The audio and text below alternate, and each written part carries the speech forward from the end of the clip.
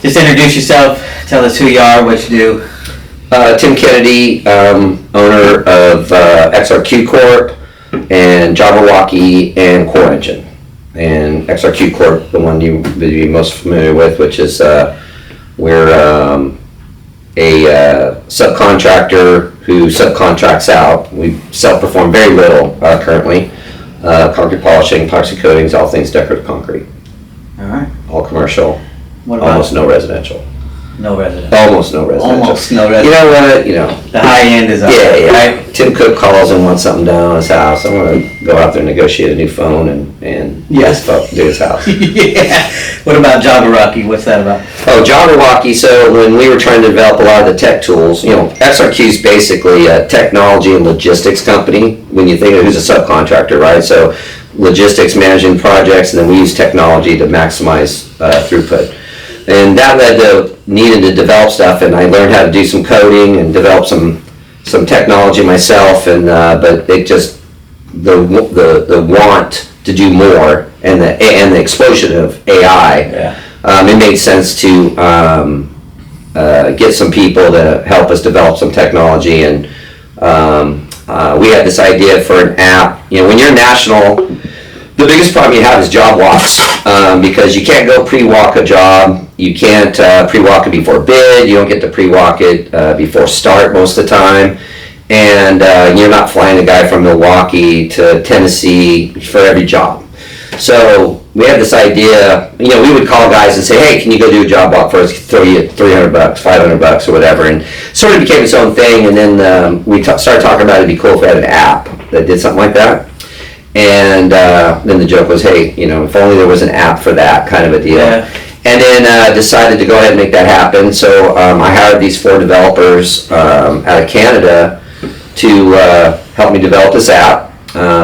What was supposed to be a simple $40,000 adventure by World of Concrete. I actually invited them all to World of Concrete last year, and we were supposed to unveil the app there. Well, it did unveil the spectacularly failed app at World of Concrete. Oh no! It just wasn't working, and it was one of those, like, we took it up to the 11th hour, and they were coding in the middle of the night. Laptops went down, ran and bought a brand new laptop. Like, it was one of those, like, it was like any job site I've ever been on. It was just coders in a room working all night long before the first day of World Concrete. And I've already been leading it out, and then we went live with it, and I did my first like fake job walk, and it wasn't working. And I'm like, okay. And anyway, it just became a promotional thing. Well, anyway, long story short, I really enjoyed working with these guys, college students that decided to start a business, and I felt for them. There's a whole nother story about those guys, but they said they just wanted to work on our stuff because we had some other ideas to work on. They were excited about it. They dug World of Concrete. They went to the show, and they were looking for the tech. They're like, there's no tech here. And they did something really funny. I'm not even sure I should tell this. Well, no, I don't think it was. They didn't do anything totally illegal. You know that booth? What's that booth with the big slot machines? The cement guys. Red bags of cement. Who was that? They always have a booth. They have the big slot machines, and you can win like a Yeti or something. I can't remember what they were. Yeah.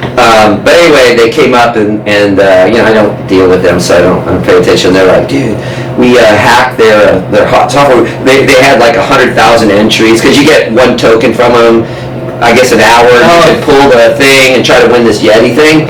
And he goes, they left the door wide open on the tech, and they hacked it in. They got 100,000 entries. Like, we could totally get the grand prize. I was like, whoa, that's not how we're gonna come out of this thing. Right? So they were just young and excited. I'm like, okay, that's funny, that's cool, but leave that alone. Yeah. And anyway, I really dug them, and then I ended up acquiring them, and that was in January of last year or this year. And then we just started working on Jabberwocky. And so Jabberwocky is an app for job walks. Think of it like Uber for job walks. So you live out in Oklahoma, and you know everything there is to know about, you know, concrete polishing on a job site. So imagine you download the app, and all of a sudden, ding, you get a notification. I've got a project right there in Oklahoma City. I need someone to walk it. It's worth, you know, $600 to go survey the floor, give me the linear footage of joints, maybe a couple measurements, some photos. Do I have water? Do I have power? Take a picture of the panel. I need to know what I need. And you got to go out there maybe for 1-2 hours, meet with the GC, get whatever I need, some eyes on the job. And you have this list of stuff to do. It's in the app prompts you, I'm on this task, you get those pictures. It's really cool. It's all AI driven.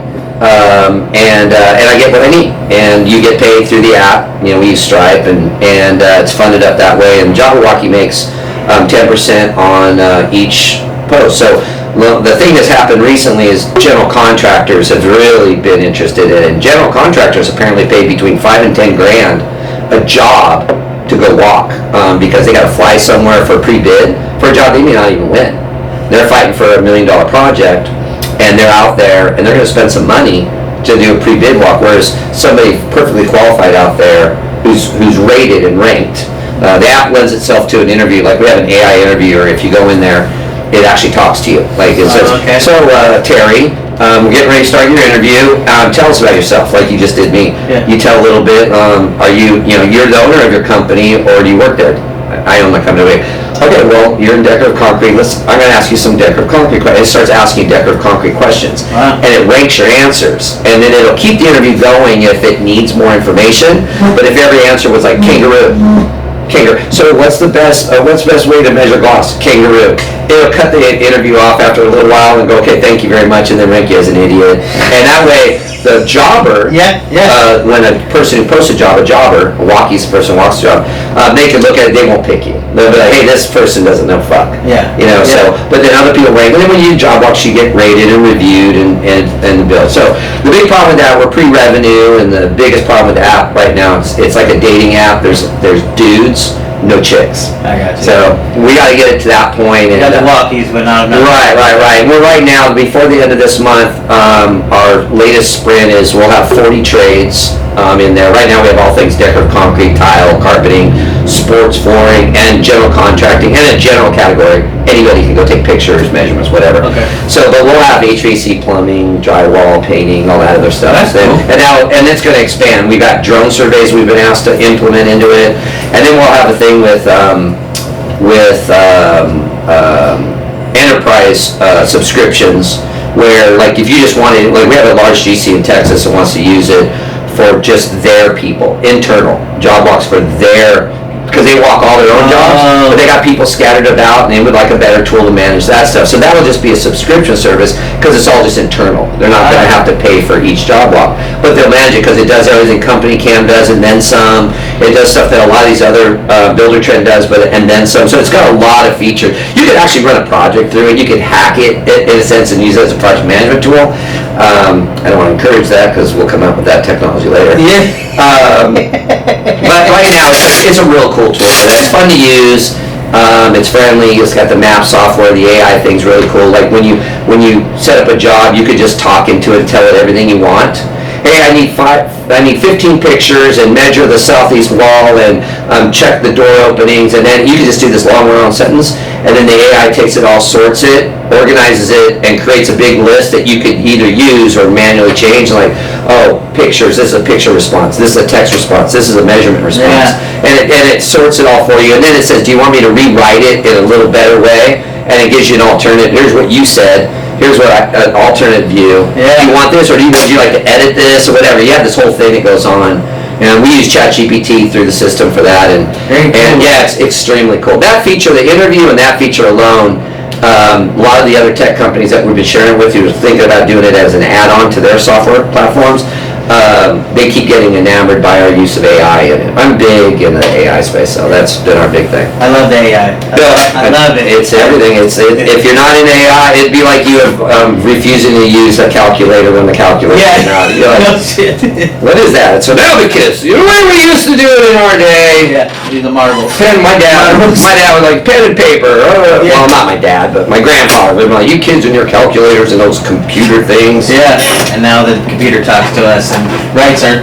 My computer, I use it all the time. I use it for cooking. I use AI all the time. Like, I'm not kidding. You go in your kitchen, I'm not kidding. Take a picture. I swear to God, I took some picture of this ground turkey. I took a picture of my spice cabinet. I took a picture of the apples on my counter, and I think a couple other things. I go, And it builds your recipe, right? and it had me fry the apples, Okay. and with brown sugar, coat them in brown sugar, and fry those apples, and then push them aside and leave them in there, and then fry the turkey meat in there with the onions and all that stuff, and then mix it all together and stuff like that. Oh my God, my wife was like, "This is like Thanksgiving." It was the most amazing thing, and I would have never. You would never put it together until you put that in there. Never. So now I've learned to give it a shot every time. Like, okay, I've got Captain Crunch and beef stroganoff. What can you do with that?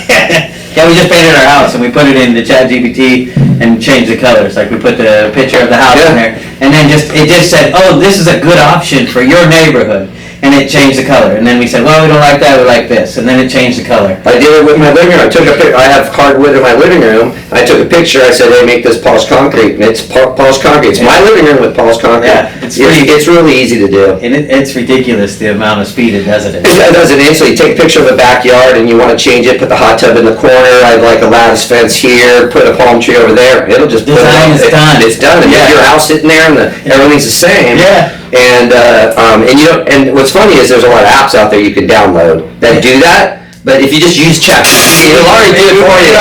You don't need the $9.99 feature for that. Like you could just use it. Just use $20 a month, right there. I'm gonna do a thing for the Women's Association of Concrete Polishers, WACP. I have World of Concrete. I'm just gonna pick 3 topics, easy things you can do in your company to use AI. Simple stuff like. Just some simple stuff. Yeah. Anyway, that's what we do there. The other areas we use it in XRQ is a thing we have called Core Engine that our thing is volume bidding. I know a lot of companies don't even bid anything. They just work, will work for us maybe or what have you. But our thing has been about throughput of bidding, always was, and we developed a program called Core Engine, partial program called Core Engine, and right now, what we have is an ITB processor, and we get as much as 500-600 ITBs a day, right? Mm-hmm. Nationally, actually, continentally, and processing that is it's hard to do. And so we had big coordinating teams, and their job was to go through it all. First job was just calendar them, because they're all coming in, different days are due. So the first thing, sort them by calendar. And then work 3 days in advance, get them on the tracker so that the estimating team, the takeoff team and the estimating team could go at it, and then the sales team could go at it, right? A lot of people, a lot of overhead. And we developed this thing, and it's pretty amazing. So it takes the ITB, and our AI dissects it, looks for the contractors in our system or the contacts in the system, looks for the brand, looks for other projects that have a similar name brand, because you can get stuff where it's like American Brewery warehouse, then another contractor sends it just American Brewery, and then one other guy sends it as Brewery of America, and whatever. And it looks, then it says, oh, those are similar, do they have the same address? And it looks for the duplicates and what have you. Anyways, it sorts all that noise. And this is AI, right? We use AI to sort through that. So what we do is all of our bids go to a certain email address. Right. The only thing that has access to that email address to read is our AI. I mean, I can go look at it, but AI goes, as soon as an email comes in, it grabs it, sorts it, expands it. If there's a new contact or a new contractor, it puts it in our database so we have that information. Then it builds the job, the folder structure, it builds a template. The template doesn't have our scope unless it's, say, a Lululemon or something we're familiar with where we already have templates. It recognizes the name Lululemon, says, oh, that's this scope of work, and this is that standard pricing. It's just waiting for quantity. All the contractors, maybe there's 3 or 4 contractors, they're already in there, it's ready to go, and then when the guys do the takeoff and they just put the quantity in there, all they gotta do is hit the Core Engine print feature, and it builds the bid for all 4 different contractors, a unique version, and sends it to them. So we're able to rapidly, like a Lululemon, takeoff included, we can kick out a Lululemon in, say, 7 minutes, and send it to all the contractors, let's say. And, you're talking about a $50,000, $60,000 project. Yeah. And how big of a team does it take to run this? Well, so with Core Engine, I don't need as many, of course, but we still need to do our own takeoffs. The next phase was to build a takeoff software that did its own takeoffs. We haven't done that yet. Yeah, absolutely. Now, we haven't done that yet for financial reasons, which obviously we'll get into. This has been very expensive. I can imagine. It's been very expensive. Anyway, So right now, the way XRQ works, we still have bid coordinators that manage noise of addendums and RFIs and things like that, because the system will treat it like a new bid. Doesn't always recognize an addendum right, but the problem is making sure it's communicated to the estimator so they know there's an addendum. That was getting lost, so it does take some human intervention to deal with that. And by the way, AI is never a solution. I don't recommend it ever to be a replacement of humans. It should only be an accelerator. So yeah, right? so our ITB processor, when we first turned it on, the first thing, we didn't know what it would do. We didn't know how many it could do and how fast it could do it. And I said, hey, let's go back 6 months of emails of all this stuff.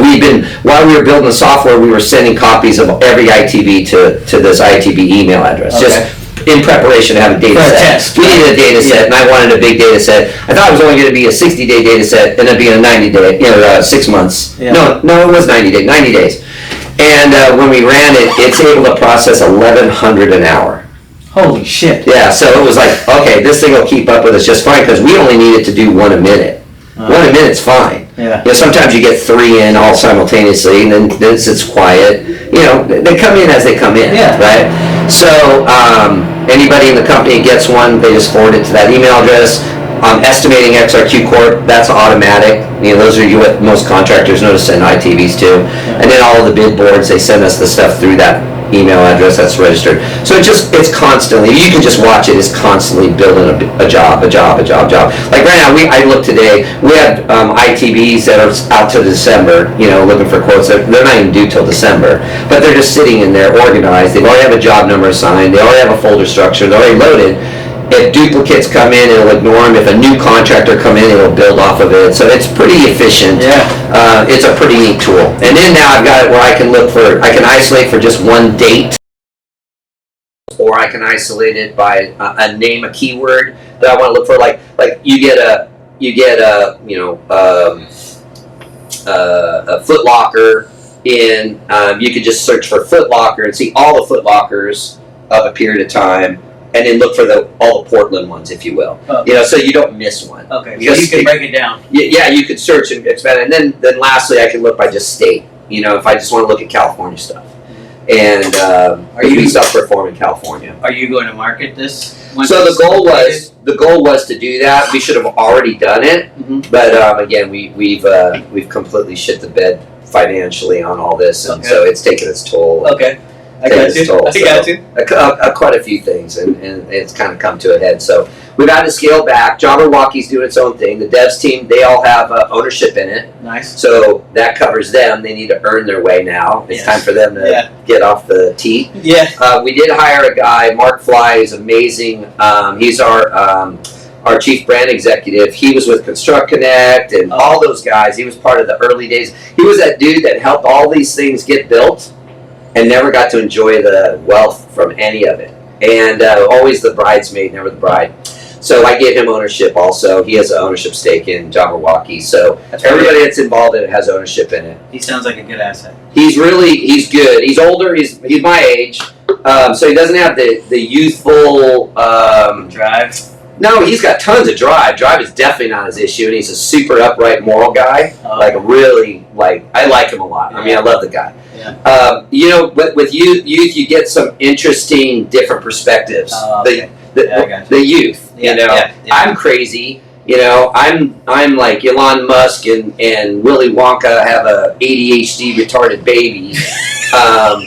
That's me. So I got that crazy stupid going on all the time. It works in this section of my life amazingly, and it fucks me in this section of my life amazingly.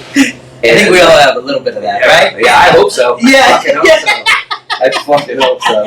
God. No shit. I hope so. All right, that brings us to this. How did you get involved in this? And what's your origin story? So, I was raised a poor black child. My favorite line in all of Steve Martin movies.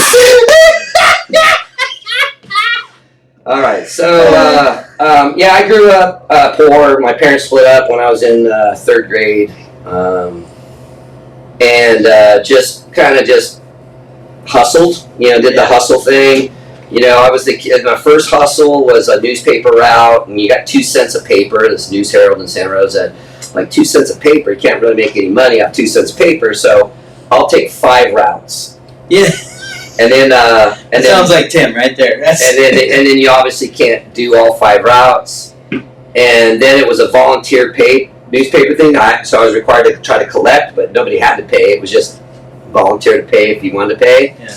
And this one lady was such a bitch.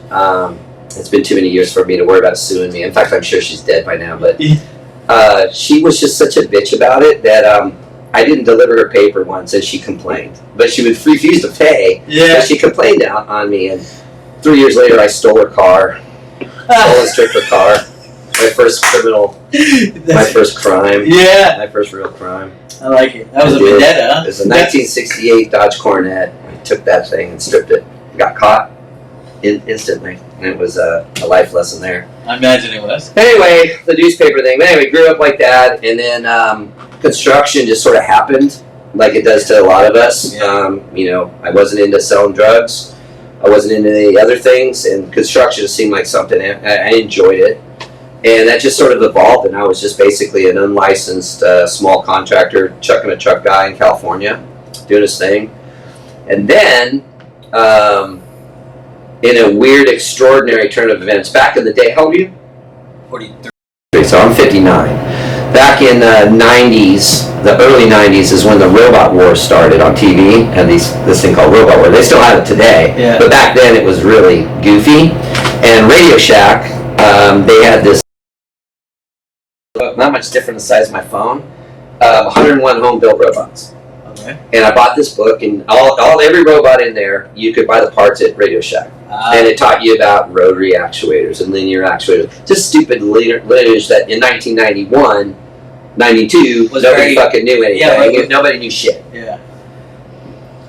Well, then, a buddy of mine calls me up and goes, hey, bro, I got a fucking project for you. I got a make it project for you. This dude, this rich fucking Silicon Valley guy, and I never even heard of. So I lived there, and I didn't hear about Silicon Valley. I didn't know what that was. Yeah. I'm in my bubble, living in Antioch, California, and he goes, "Hey, this dude bought this house. It needs everything, and he's fucking loaded. He's rich. He's having this big party on Saturday. He told me to bring you out here, and he needs cabinets. The contractor built this thing, and then it got foreclosed, and he gutted it. It needs doors, it needs cabinets, it needs fencing, it needs fucking everything, right?" And I'm all excited because I'm like, this is a 6-figure job. I'm like, and I need this. Yeah. I fucking need this thing. So he tells me to be there at 6 p.m. on a Saturday. And I even then knew that was a bad time because I'm like, he's having a party. I intuitively knew that 6 p.m. was after his party and he's going to be tired. I didn't know he'd be drunk and out of his mind, but I show up there and I'm at the gate and I can see all this stuff going on. I'm texting or I'm calling him and on his beeper. Back then we had beepers. Yes. Yeah. And he finally comes down with him. I'm watching him walk down, this skinny little fucking guy, Todd Thomas. And sure as shit, he goes, "Hey, this is that robot nerd I was telling you about." And all this dude wanted to talk about was robots. And I'm like, I need this fucking house gig. I need the job. I need this fucking job, right? This stupid little pamphlet stuff. And he gives me his card, and he tells me to be at his, he asked me some questions. You know, what's rotary? What's the difference between rotary and linear? And I'm like, okay, it's this. I know 7 things, and he only wanted to ask me 3 of the 7 things of the 100 I should know, or if you're going to be a robot guy. Yeah. And I'm just like, fuck. And I don't know what he does. I don't know anything about him. And he tells me to be at his shop Monday morning. And so I go to his shop Monday morning, hoping he's going to be sober and want to talk about his house and apologize to me for wasting my fucking time, you know. So anyways, I go there, and it's this little like a shop like this, you know, pretty small, but they've got all these people. There's table saws and there's band saws but there's no wood. It's all white sheets of plastic, and there's 3 people there working. They're building something, and he comes out and makes, "Oh, cool, you know, come over," and he brings me over to this crate. You know, not much bigger than this, like a small crate. He goes, "I got a guy coming to demo this thing. I got to demo it to him. I don't know shit about robots. We've never had a robot here. And I need you to learn how to use this thing. It's going to be here in 2 hours. I want you to demo it, and I'll make it worth your fucking while." And I mentioned about the house. He goes, dude, you do this for me. You'll make more money after this if you succeed than any fucking remodel of this piece of shit house. Don't worry about my fucking house. And I'm sitting there like, completely out of my element. I don't know what the fuck this is. On? And I learned the word semiconductor for the first time. And I'm just like, oh my God. Meanwhile, they just loaded AutoCAD on their computers. They don't know how to use it. I did an ROP class on and then high school stuff. Yes. And the one thing he doesn't know how to do is separate his measurement line from the object. I know how to do that, you know. So I'm like, okay. I'm the smartest guy in the fucking room, and I don't know anything. I didn't know semiconductor was 1 or 2 words, right? Yeah. Anyway, I open this crate up, and it's just this stupid box with a cylinder. And this, what's called an EEPROM controller, like a push button thing, like something you would see at Toys R Us and wouldn't pay $100 for it today. Okay. Right? And a pamphlet that was like the worst photocopied thing, 13 pages, and it goes up and down and turns, and you can program how long you want it to take to do these things. In 7 minutes, I'm an expert at this thing. You hook up air to it, right? And I'm playing with it for 30 minutes. I'm bored out of my mind. I'm like, this is easy. Yeah. Now I'm learning about the other parameters. There's some interesting parameters I don't understand, you know, what this means, PID loops and things like that. Anyway, so I'm reading. You can't go on the internet and look up anything, so I'm going to fucking, it doesn't tell me what PID stands for, so I'm just going to make it up. They don't know. Yeah. No one's going to remember what I said. And this fucking guy, Suresh Bhashti, and I'm terrible with names, Terry, terrible. So if I remember a name, there's a big reason for it. And this motherfucker, Suresh Bhashti, came to bite me in the ass years later. But anyways, he came in, guy from Singapore. I did the demo.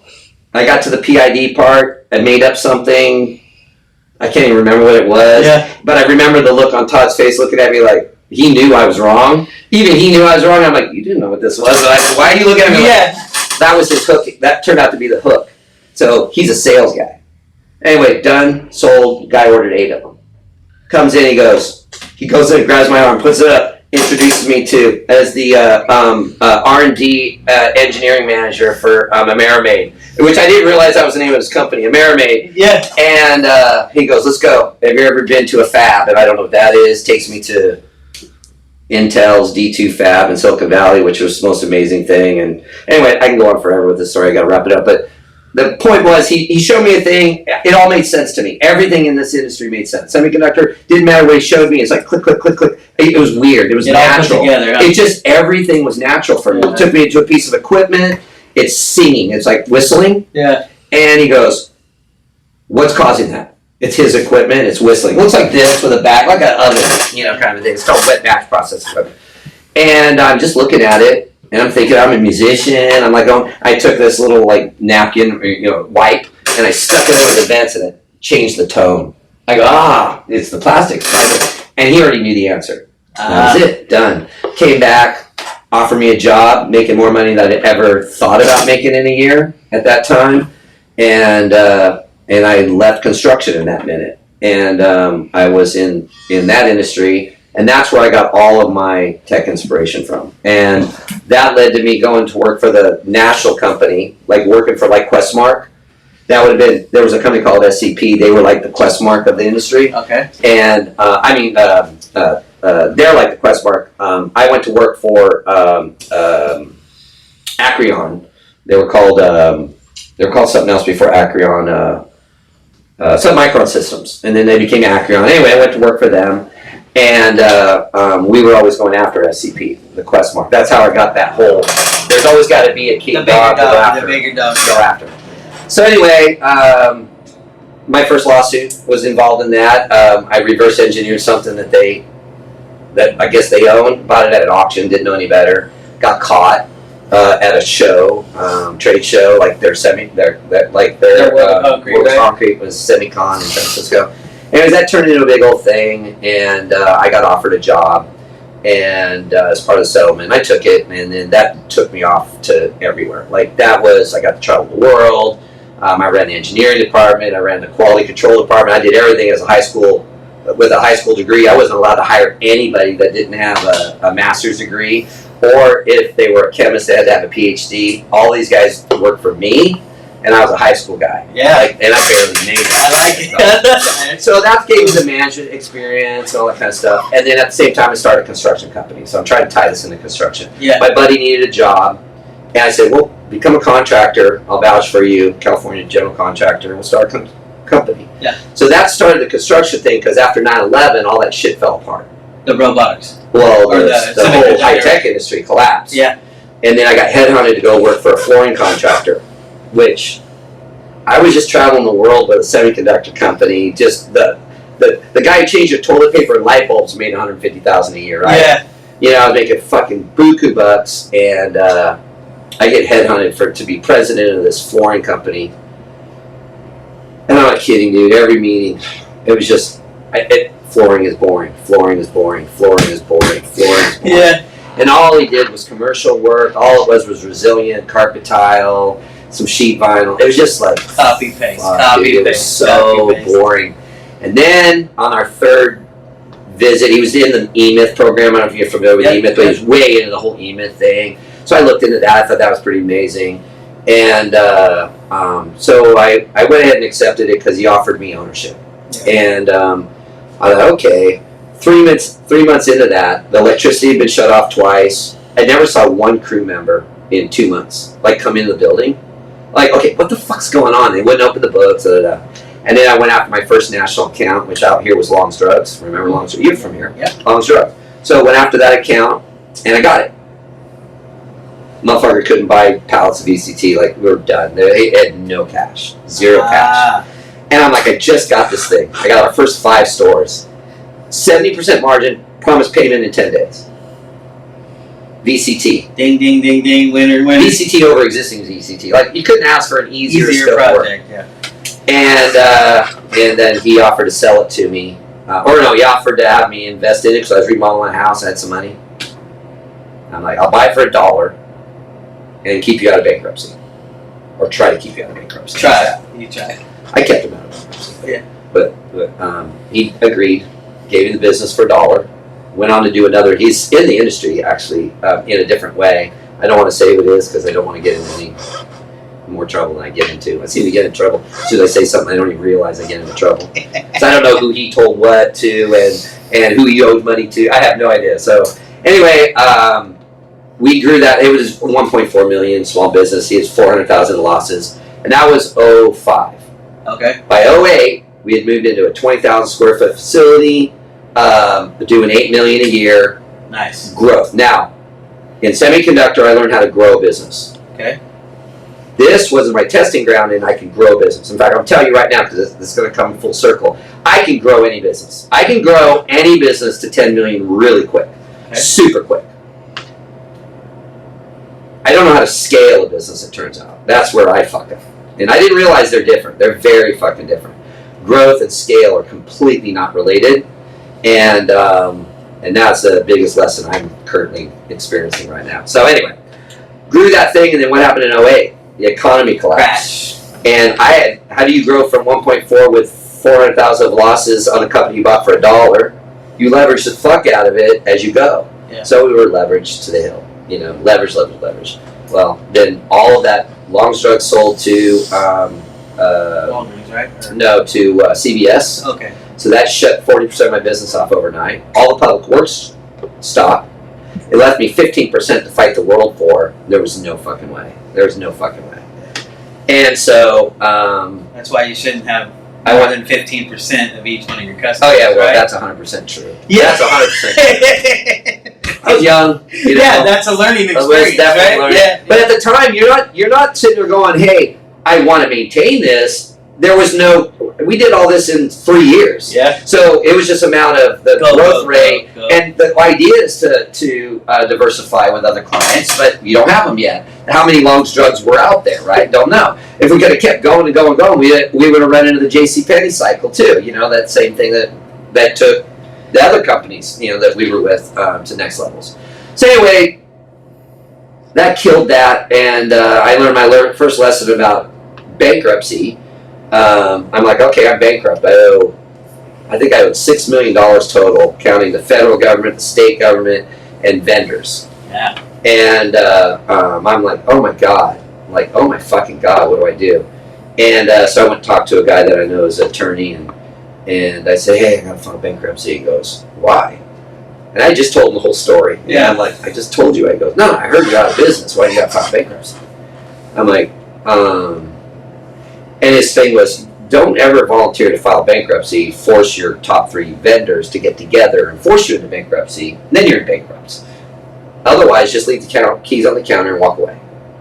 And let everybody have everything that's left. Don't take anything. Don't sneak off with any of the money. Don't empty the bank account. As soon as you do that, now you're committing some fraud. Either try to fix it, well, the economy wasn't going to let me fix it. There was no path to fixing, right? So I'm like, okay, so I'll have to deal with the government because it's payroll taxes, right? Okay. You don't get to walk away from payroll taxes. So anyway, that was a huge lesson. Left the keys on the counter. Building owner he owned a small door company. He was going under. He made the same decision that week. Yeah. And he owned the building and he kept a little part of it because he couldn't afford the whole building for himself. And he's like, yeah, I'm doing the same thing. And I'm like, huh, okay. I wasn't alone. A lot of people went under in 08. 08 was rough. It was rough.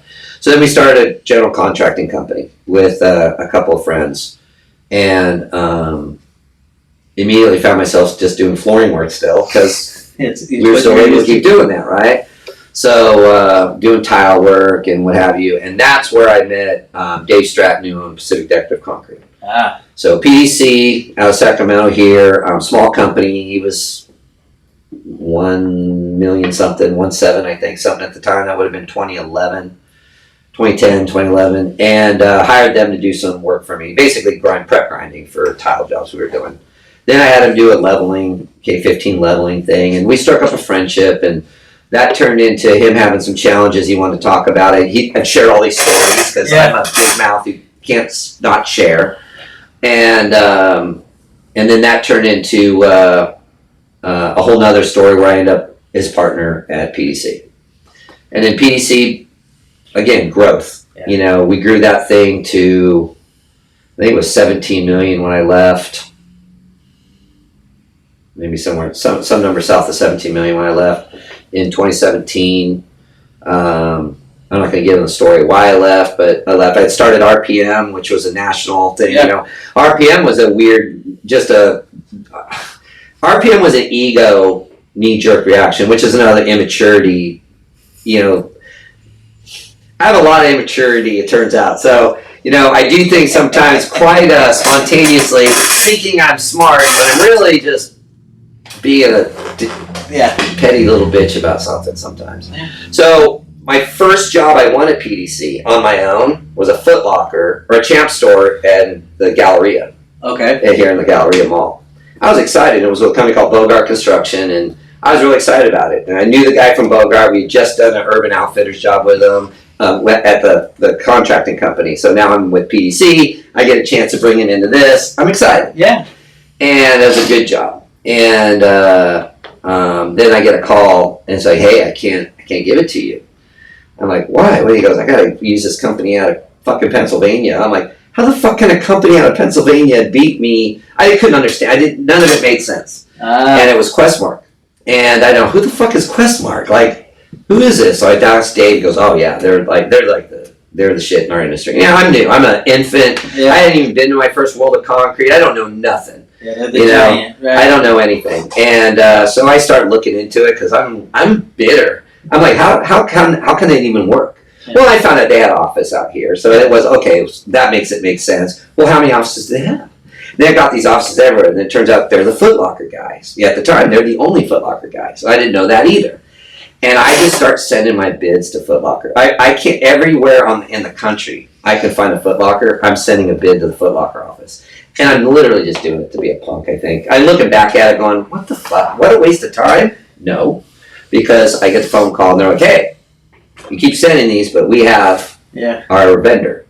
I go, that's fine, but if you ever need me, I'm here. Just throw it in the garbage as you need, but da-da-da. Meanwhile, I'm finding the path to where all these jobs are being identified, and I'm bidding them. And then I bid one in Florida, and this guy, Dean Ermides, the PM there, he called me up. He goes, can you meet me in, it was in outside of Atlanta. I can't remember what city it was, but outside of Atlanta. Yeah.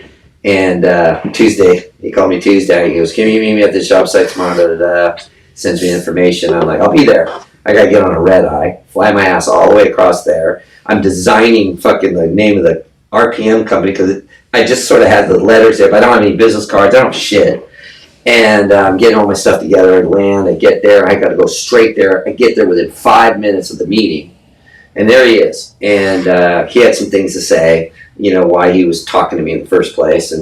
And shared with me, blah, blah, blah, blah, blah. And he was really concerned because he's going off the reservation if he uses me. Like, totally going off the reservation. Yeah. And then I give him my card and he looks at it and it shows Sacramento, California. And he's like, "Where are you out of?" I go, "Sacramento, California." He goes, "Where were you yesterday?" I'm like, "I was in Sacramento." He goes, "You fucking flew here for this Foot Locker?"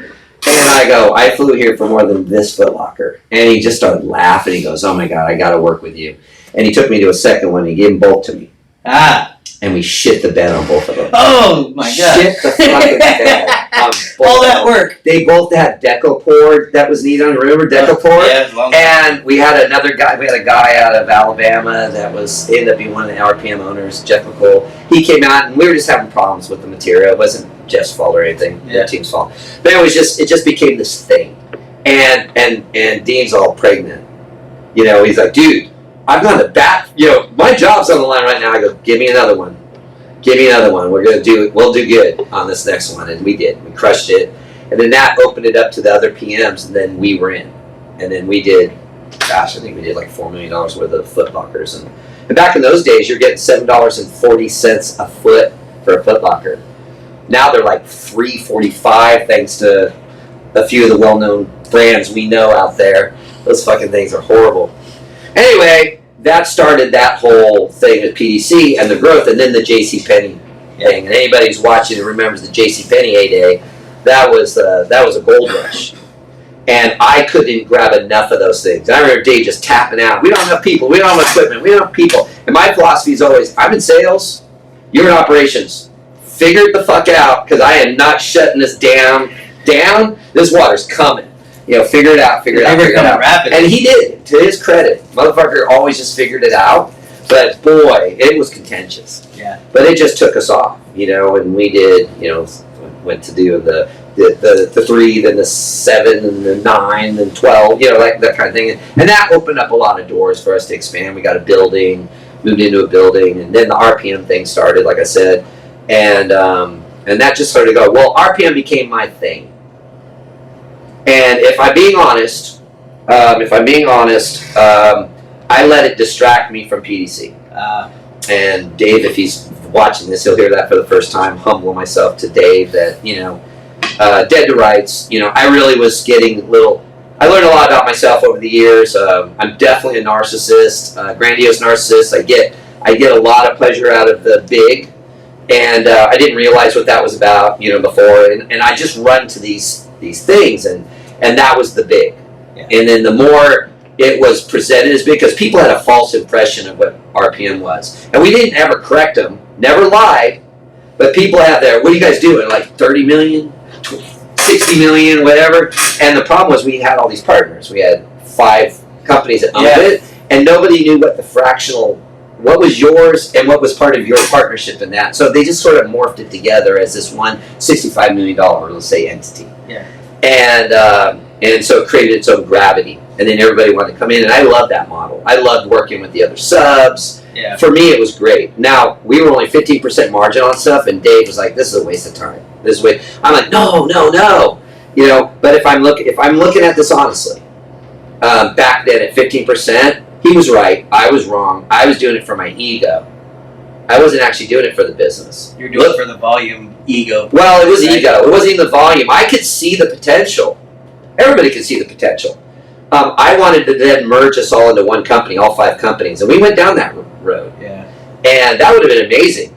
65 million out of gate, big entity. We would have fucking crushed it. I'm gonna tell you right now. Yeah. But even then, when I look back at it, an honest, assessment, there was a lot more ego in that than there was business. It wasn't business. It was like I go back to my old musician days. I did it for the attention more than I did for the music. Right. And when I realized that, I stopped. Right.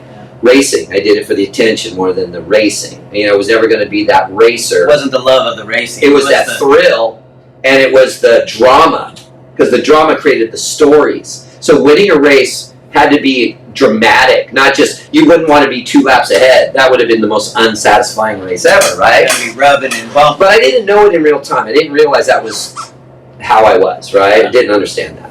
And, you know, there's a whole thing about narcissism and how that all works. And it's a spectrum. Everybody has some kind of, you're doing a podcast, you're fucking narcissist. Yeah. But it's different. It's different, right? In some way, shape, or form. Right, Sure. right. So, I've had a real grapple with that the last couple of years. You know, that's been my work. Like, I need to understand this, and I need to make it so it doesn't do harm to others. Because when I look back, I harmed Dave at PDC through that. A lot of the battles we had, you know, I try to use my ability to intellectually argue a point to a manipulative level. If I'm looking back at some of the things, I wasn't wrong on everything. But some of it wasn't right. Yeah. And I had this big battle plan of how to take over Questmark, a hostile takeover of Questmark once. You know, that was a thing. And I look back at that when I did that whole presentation. My partners must have been going, "What the hell is going on here? What the fuck is going on with this dude? Hitler over here." So, yeah, it was just misguided. A lot of it was misguided. So I look back at it, I made a ton of mistakes. You know, if I would have had what I know now, I wouldn't have left PDC. I would have fixed me, and we would have done great things together, right? Because Dave was a great partner. He really was. He had his personality type. I had mine. Mine's the one that got out of control more than his got out of control. So, like I said, if I'm being honest, that's pretty cool for you to say that. You know, it was a hard lesson. We ended up in a massive lawsuit. I spent, oh my God, I can't, hundreds and hundreds and hundreds of thousands of dollars.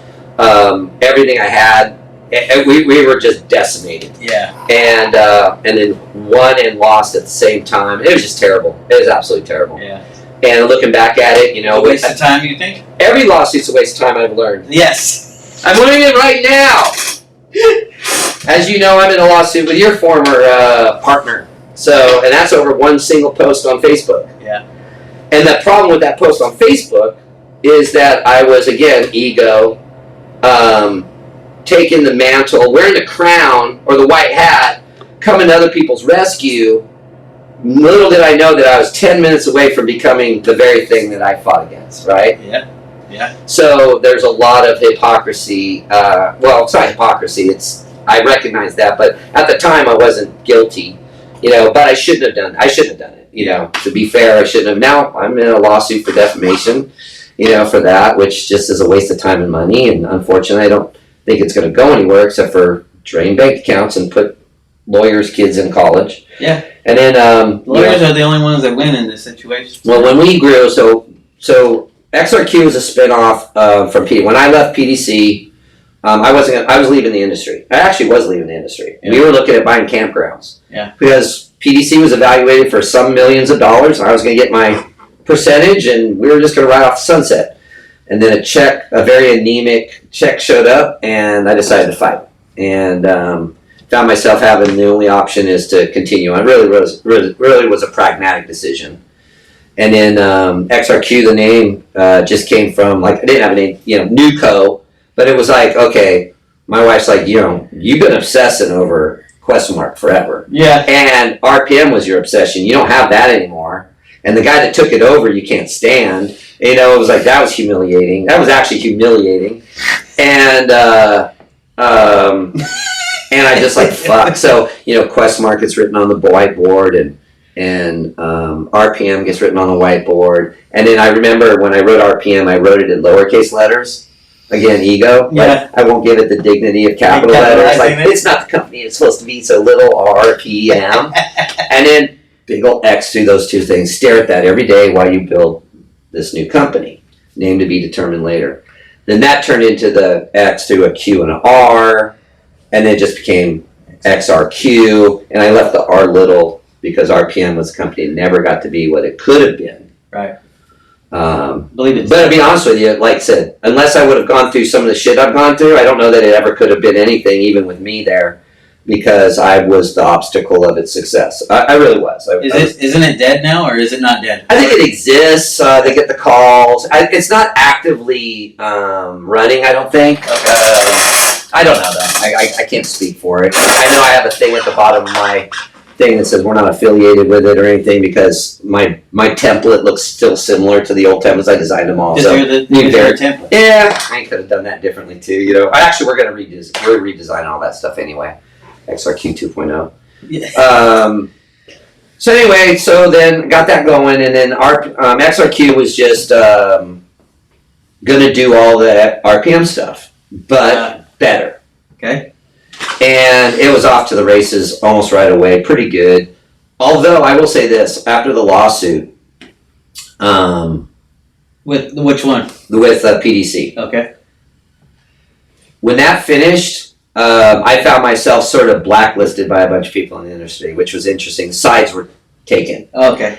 and Which happens very. I didn't actually expect that because I didn't feel like I did anything wrong in the lawsuit. I expected a certain amount of money, and the lawsuit was about the money. But then the lawsuit got its own ugly legs, and then lawyers wanted to do their thing. My lawyers wanted to go after more and more and more, and they decided the contingency part of that because they saw some opportunity. It's all dollar signs. And then it didn't happen, and I got left with the bill from that part of it because they had to defend themselves on it. So I won this one part, but not for the amount I wanted. But then lost this part, and then had to pay the attorney's fees. Yeah, it was just wash. I lost. Yeah.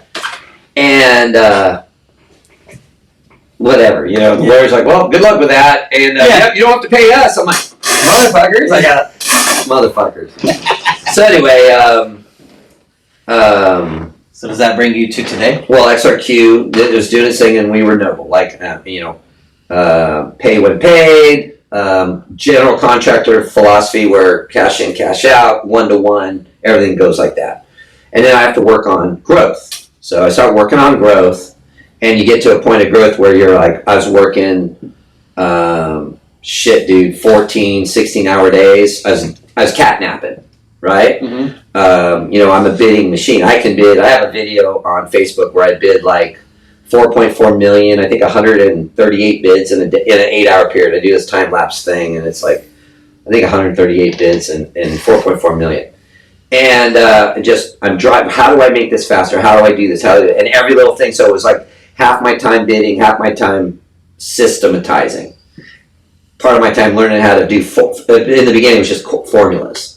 How do you do things in Google? How do you do G sheets? And meanwhile, I'd done some during the lawsuit. I couldn't do anything. I was doing some consulting. Yeah.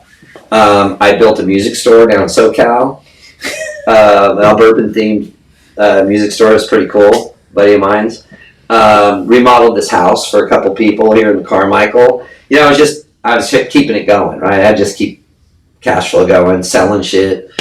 And then finally, actually our first job was a PDC job that they wouldn't meet the start date. Yeah. And the guy called me up out of the blue, and Andrew Billings, who you just did the interview with, he was the first guy that did our very first project. That's cool. DNA, restored concrete.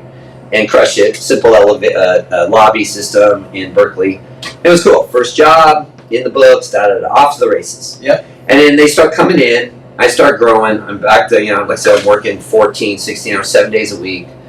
And Christine's working her ass off. And then I brought my daughter in to be a bid coordinator, help me organize the ITVs that were starting to come in more and more and more. Then, in order for me to get volume, I brought in a takeoff tech, Ryan. Ryan Stevenson. Oh my God, he was so awesome. I love Ryan. It was sickening that he went back there, but it is what it is. Yeah. Anyways, Ryan was great. He helped me get things going even more and more. And then he left. I got another guy in who was amazing. Actually turned out to be an amazing salesperson too. And then we got to an inflection point where it's ready to bump. And then things were happening elsewhere. People were looking to move. I got a lot of gravity because we were doing good things. I was doing as much mentoring as I could. Yeah. I was giving people free advice. I was doing all of the things that fed my ego and helped guys. But I was trying to help all these small guys out. I really actually enjoyed that a lot. Yeah. Well, then I was spending a lot of times with the Justin Blankenship's of the world and the Cody Harts of the world and people that were like, why are you? I'm like, oh, I like them. They're dynamic. They're different. Yeah, that, but. Yeah. And that sort of gave me a little bit of endearment, maybe, or something. I don't really know. but I liked all of it, and just kept growing with that. And then I got to the point where we needed more, and I needed some management. I needed some leadership. You wanted more work. I know I needed more. I needed more resources. It wasn't sustainable because the growth started happening without. I was going to lose control of it. There's no more time in the day. Okay. I need to replace me here. I need to help Christine there. We need to expand. It's like having not enough crews to do all the work that's coming, right? So I brought in somebody to help with sales who was phenomenal. And he had a bad run in the industry and needed a reboot, and came over and fucking came out of the gate swinging great. And then I brought in a guy who had sold a bit. He had already exited a business in our industry. He was one of my former partners in RPM, company in Modern Creek. And he had a 5-year non-compete. I had done some consulting for them earlier on. And so had to wait after the 5 years. And then I'd already had Chris, I think, for 6 months or 7 months or something, his brother. And then I hired him after his non-compete ran out. And then needed help in finance. And he had mentioned that this girl who used to be controller at Modern Creek, who's had 3 or 4 jobs since then, and lived in another state, was available. And I'm like, well, we do need help there. So, okay, fine, whatever. It wasn't really a big pot. It did make sense. Dan was going to have to work with her because I hired Dan as president. Right. So, World of Concrete would come. I bring everybody out. Spend a fucking fortune. I'm all jonesing. I hired so many people. I hired some more sales guys. I hired estimators. We tripled the size of the business inside of 2 months. And the overhead. team, right? And the team. Yeah. Not the business, the team. Yeah. And that all started happening in like November. And by January, February, it was just, it was much bigger. And I was like, dude, I hit it. And we're there. We're gonna hit 35 million. I'm on fire, right? Yeah. We just finished a great profit year, but small, with just 5 people. Well, now I've got like 17 or something like that, and I'm gonna explode. We're game over. Yeah. Like game over. And I got the wind in my back, and immediately we ended up in a lawsuit with Modern Creek, owner of Modern Creek, and saying it violates non-compete. There's some nuance to that, and again, ego. I'm not even gonna call the guy and go, "What the fuck? Let's work this out." This doesn't make any sense. I'm just like, "Fuck it, let's go." Oh shit. Yeah, it was supposed to be. This will be over with in 60 days once we get the back and forth. Fuck, dude, I'm pushing $700,000 into this lawsuit. I lost Dan. I had to let him go because of some judgments along the way. Chris quit. We let Sandy go, or actually Sandy quit. It all just started shrinking and falling apart. And my big first mistake was not replacing the leadership. I should have hired another president.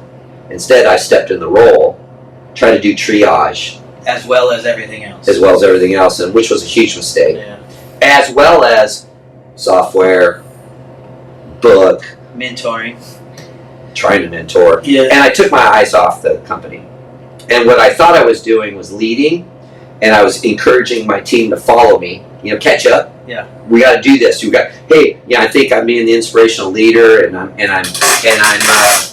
leading, inspirational leading. I'm a visionary leader. I'm the visionary guy. But I got this pragmatic shit I got to deal with. I need your help. Da da da da. And I've come to learn that I basically was just chasing shit and looking over my shoulder, and they're not there. And I'm frustrated they're not there. I'm leading. Why aren't you following? Yeah. And it wasn't leadership. I was chasing.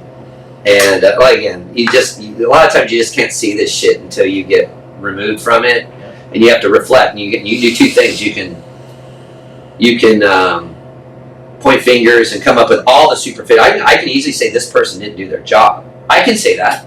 But if you go a layer deeper, you have to ask why.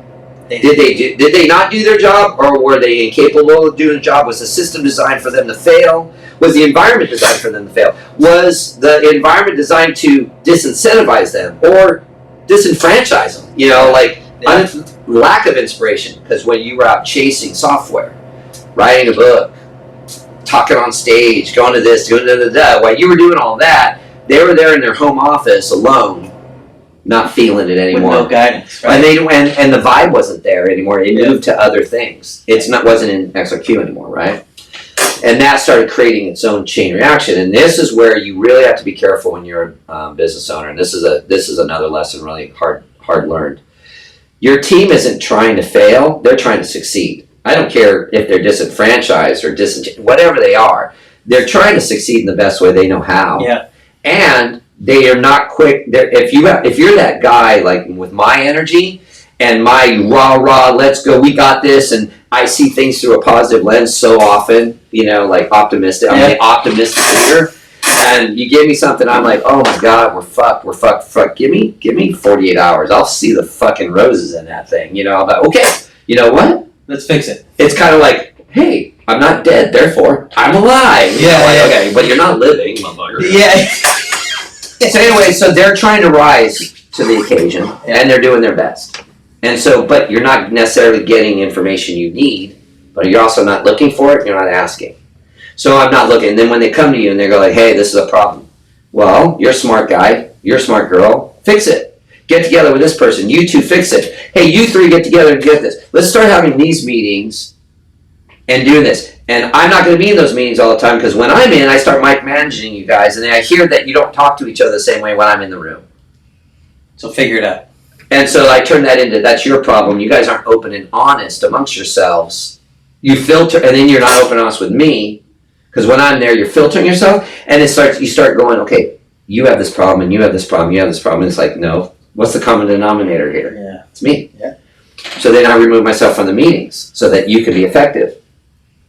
Oh, where's the leadership? Fucking catch-22 here. Yeah, damn so if then you do, damn if you well, don't, but right? see, that's where I went. I went down if I do, down if. But then I realized, no, it's you. You're not an effective leader in that regard. Like, you're not effective at running operations. You're not effective at running admin and finance. I'm pretty damn effective in sales. Yep. But I'm not in sales, right? I'm in brand management. Which apparently I wasn't doing a very good job of either. Didn't even know it. So anyway, I'm out there. We're doing this thing, and the next thing I know, I start hearing rumors and mumblings and complaints. And I'm like, well, let's figure this out. Let's do this. I saw an issue. I thought I understood what the issue was. I borrowed some money. I couldn't get conventional financing because we were in a lawsuit, so I had to do an MCA. I'll do a little one. Check it out. Didn't feel it. It was easy. Okay, fine. Take $1 million, got through that one. It just that sort of became its own festering fucking wound over time. Oh yeah. And nothing's getting resolved. The lawsuit just lingering on. I think we're in year 2 of this stupid thing. It's sitting at the Supreme Court, just waiting, and lawyer bills are keep racking up monthly. And then we had our kind of a canary coal mine moment where it's like, hey, people are calling, complaining about payment. And, all right, well, let's manage that. And then we were kind of managing it, but loose, ad hoc, clearly robbing Peter to pay Paul. But not what you would consider like egregiously, but it was taking a long time to pay people. We started becoming very slow payers. Because we're constantly having to do this shift, and then the cycle of business would change. So we'd be fucked up 4 months of the year, and then it'd take a month to get up to speed. Then we could make it up. But now you're 90 days behind or 120 days behind, whatever. But it seemed like we kind of had it kind of managed, but we didn't. And there was other things that were taking place behind the scenes. And I wasn't looking at our collections. We weren't effective at collecting at all. We never leaned a job. We never sent a demand notice. We never sent a 10-day intent to file a lien. Like, we never even threatened payment. I'm sitting on $750,000 right now that's a year old. I'll probably never see. We're trying to make it happen, but I have no leverage other than lawsuits. And what did I just say about litigation? Right? So what the fuck do I want to do there? So that hurt us because a lot of the subs, most all the subs out of that tranche were paid. Materials were paid, and we're not getting payment. And so, because we never used to hold retention. And a company does 25% margin, 10% is being held fucking 6 months or longer. And that's and so I'm living off the 15, which wasn't enough in some month cycles. So I'm like, all right, well, this is business cycle shit. We'll manage it. Mm-hmm. Well, then we ended up with some drop off. The wheels started falling off the bus a little bit. Sales scaled back. I was still trying to figure out what was going on. And then we had my coming to Jesus moment was actually at World of Concrete this year. That's when I realized that's when I learned there was an actual bigger problem. and I'm going to name names of this one just because I need to own this one thing, but this was a huge fucking wake-up call. So we were running and gunning and feeling pretty good. I heard the murmurs and stuff, but I felt like we were managing it, but I wasn't paying attention. I wasn't deep in the shit. Okay. I hate finance with a passion. I just want to focus on tomorrow and the future. I hate anything now in the past. I fucking hate it. Yeah. And everything in finance is the past. I fucking hate it. Every bit of it.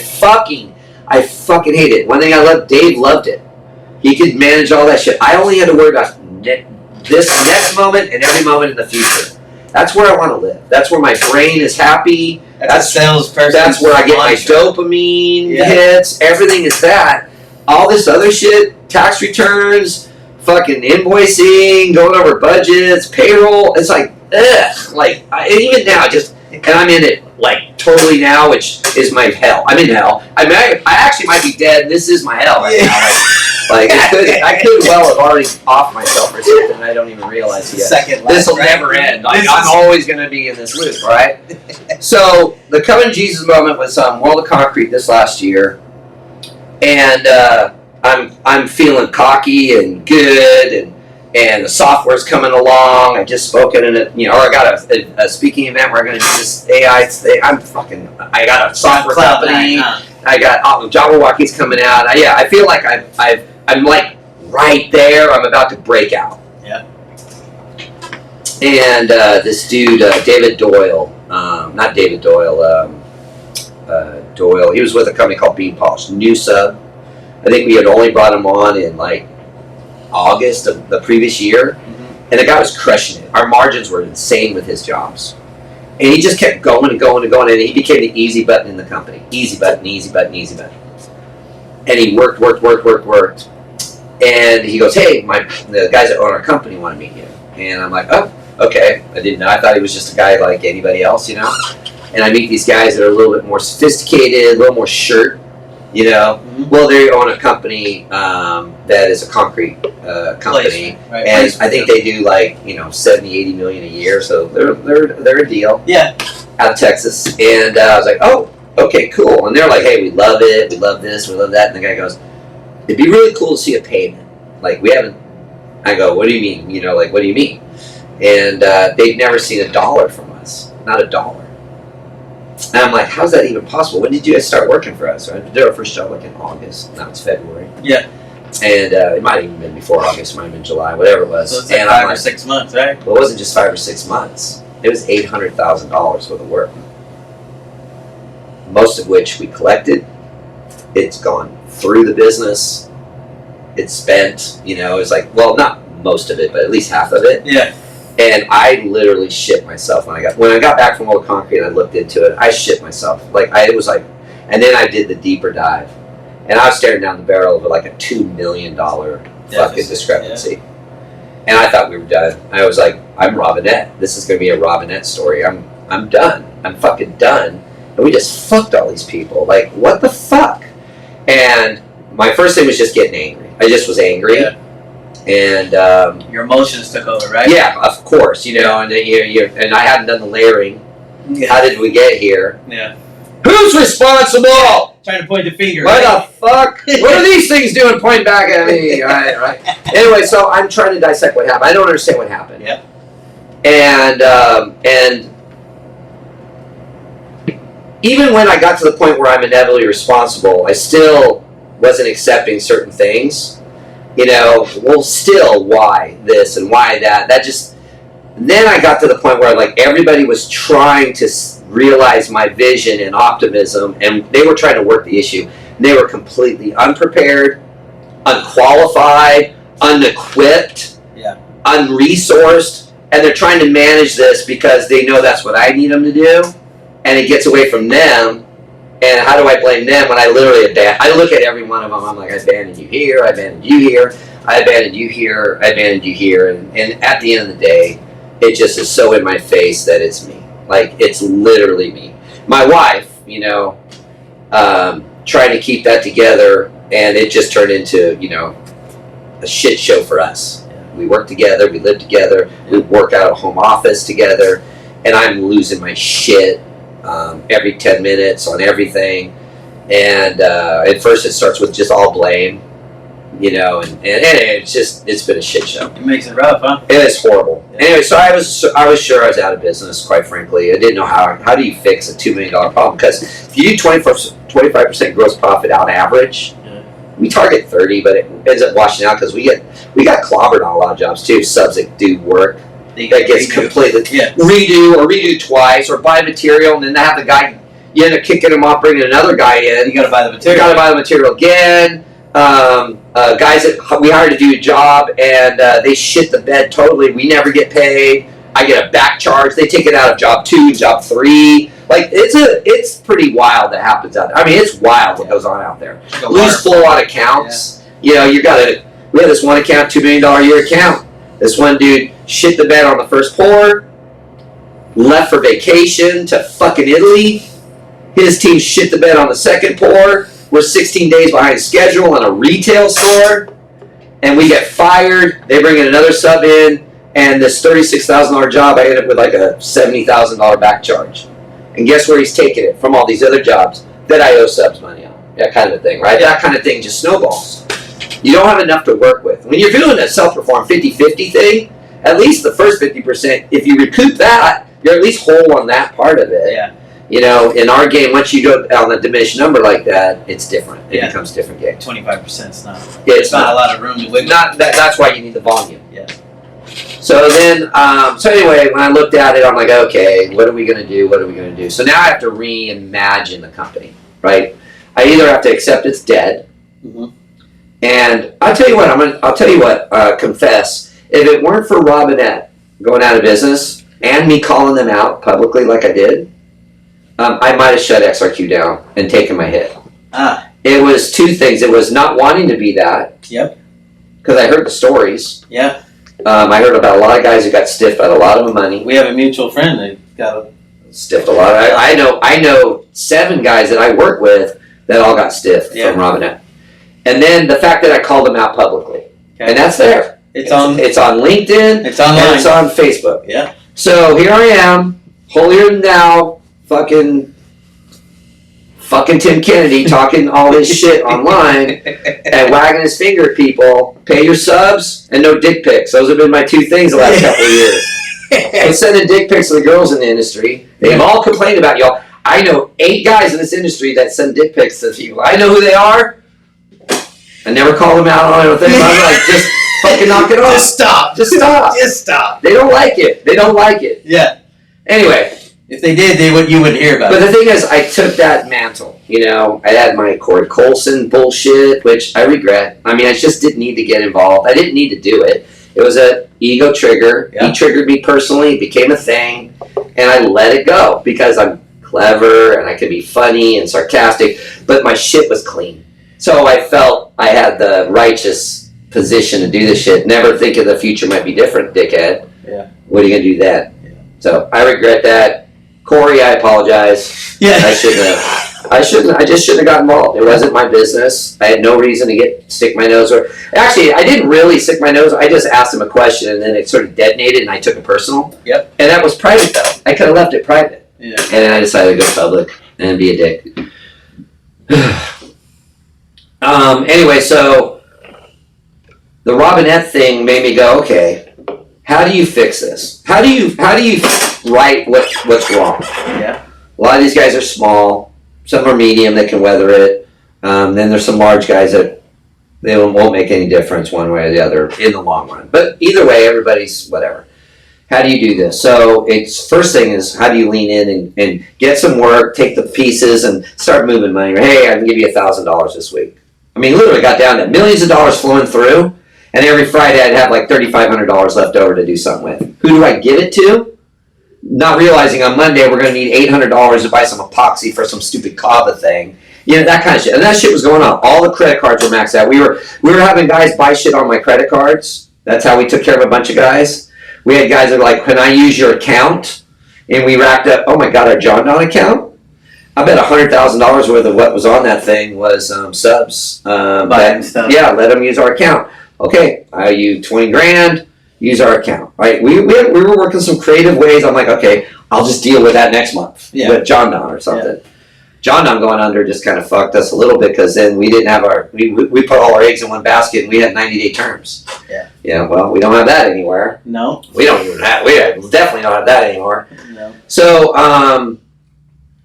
other little things that screwed us was like the Duraflex thing. We had a Duraflex account, but we did not have a Sherwin-Williams account. We just paid cash for everything. Sherwin-Williams was my American Express card. We were running, $200,000 a month on the Amex card, and all those points were paying for every fun fucking thing we could do. Yeah. In fact, I was ready to buy a goddamn hot tub with that thing with all the points on it, right?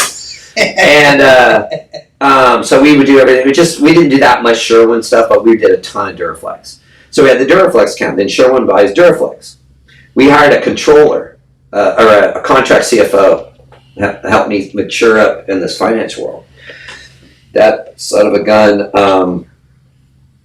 he never reconciled the Amex. He just knew we paid it off every month, so it just didn't get reconciled. So what was on it didn't get kind of reconciled in QuickBooks, but he knew Sherwin-Williams was paid in real time when you paid off the Amex. Duraflex, though, was a monthly payment thing. When Sherwin-Williams took over Duraflex, it went into they created a Sherwin-Williams account.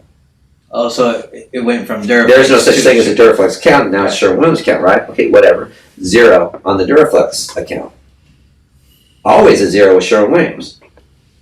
No. You end up getting a lawyer letter 90 days later about the $280,000 you owe Sherwin-Williams. Like, wait, what? Due to Duraflex. That would have been paid. And then what happened with the funds that came in from those jobs, they get absorbed everywhere else. Loan payments, payroll, insurance, all the stuff. Yeah. And just gets absorbed in. And you're like, okay, I'm losing control. I've completely lost control of my finances in this company. Like, completely lost control. All right, time to put on the brakes, do some layoffs, regroup, reposition. And it's been a slog. So, we started having to make some really hard decisions. And it was 1.7 something, 1.8 million in January. And right now we're sitting right around 600, a little more than 600,000, maybe 680 actually, I think the last time I looked. To what you owe people. Of what we owe people, right? That's delinquent. 100,000 of that to my best friend in the world. That was the other thing that was really shitty. The people that trusted you the most were the ones that were quiet. And they weren't raising their hand. Like that thing with Beam. How'd that become 800? They didn't ask for it. So they became that quiet entity that got ignored. And all that noise was getting all the loud baby birds were getting fed. And all the quiet people, which were the ones that fucking trusted you. Yeah. Tony, my PM, his family's business, we ended up $250,000 behind with them. They were part of that 1.7. And it's like, small family business only does a few million. $250,000 from us, right? That kind of thing. That they were the ones that trusted us the most.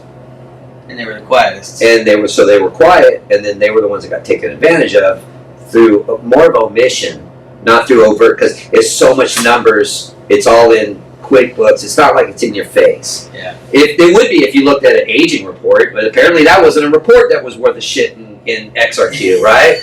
When I saw an aging report, I'm like, look at all this shit over 90. How about you do this? I didn't even know you could do this until this year. Take that aging report, you can change that from 90 to 120 to 100. You can look at it you can really see it. I was like, oh my God, it isn't just that it's over 90, because your brain thinks 90. Yeah. No, 120, 180, 365 fucking days on, something. And I'm like, who's this? Like, who is this sub? We owe this guy, say, $12,000. When's the last time we heard from them? We're looking in emails, looking at phone, right? We haven't heard from them. Our current controller's like, you want me to call them? I'm like, don't you fucking raise your hand right now. Keep them on the list, but don't ask for homework we can't do. Yeah. So they're on the list. Don't take them off. I don't know if they're in business or what, but somebody has some money coming. Anyway, so try to get a handle on all that and down. So we've gotten, like I said, down that far. The problem that I'm running into now is it's the loudest because it's now the oldest, right? That stuff's old. All the current shit's current. Like we're doing now, we have this thing called the SINS program. So how do you go to a guy that you owe $50,000, $60,000, $70,000 to over 8 jobs and say, hey, my solution is for you to do this next job for me? They're like, what the fuck are you talking about, right?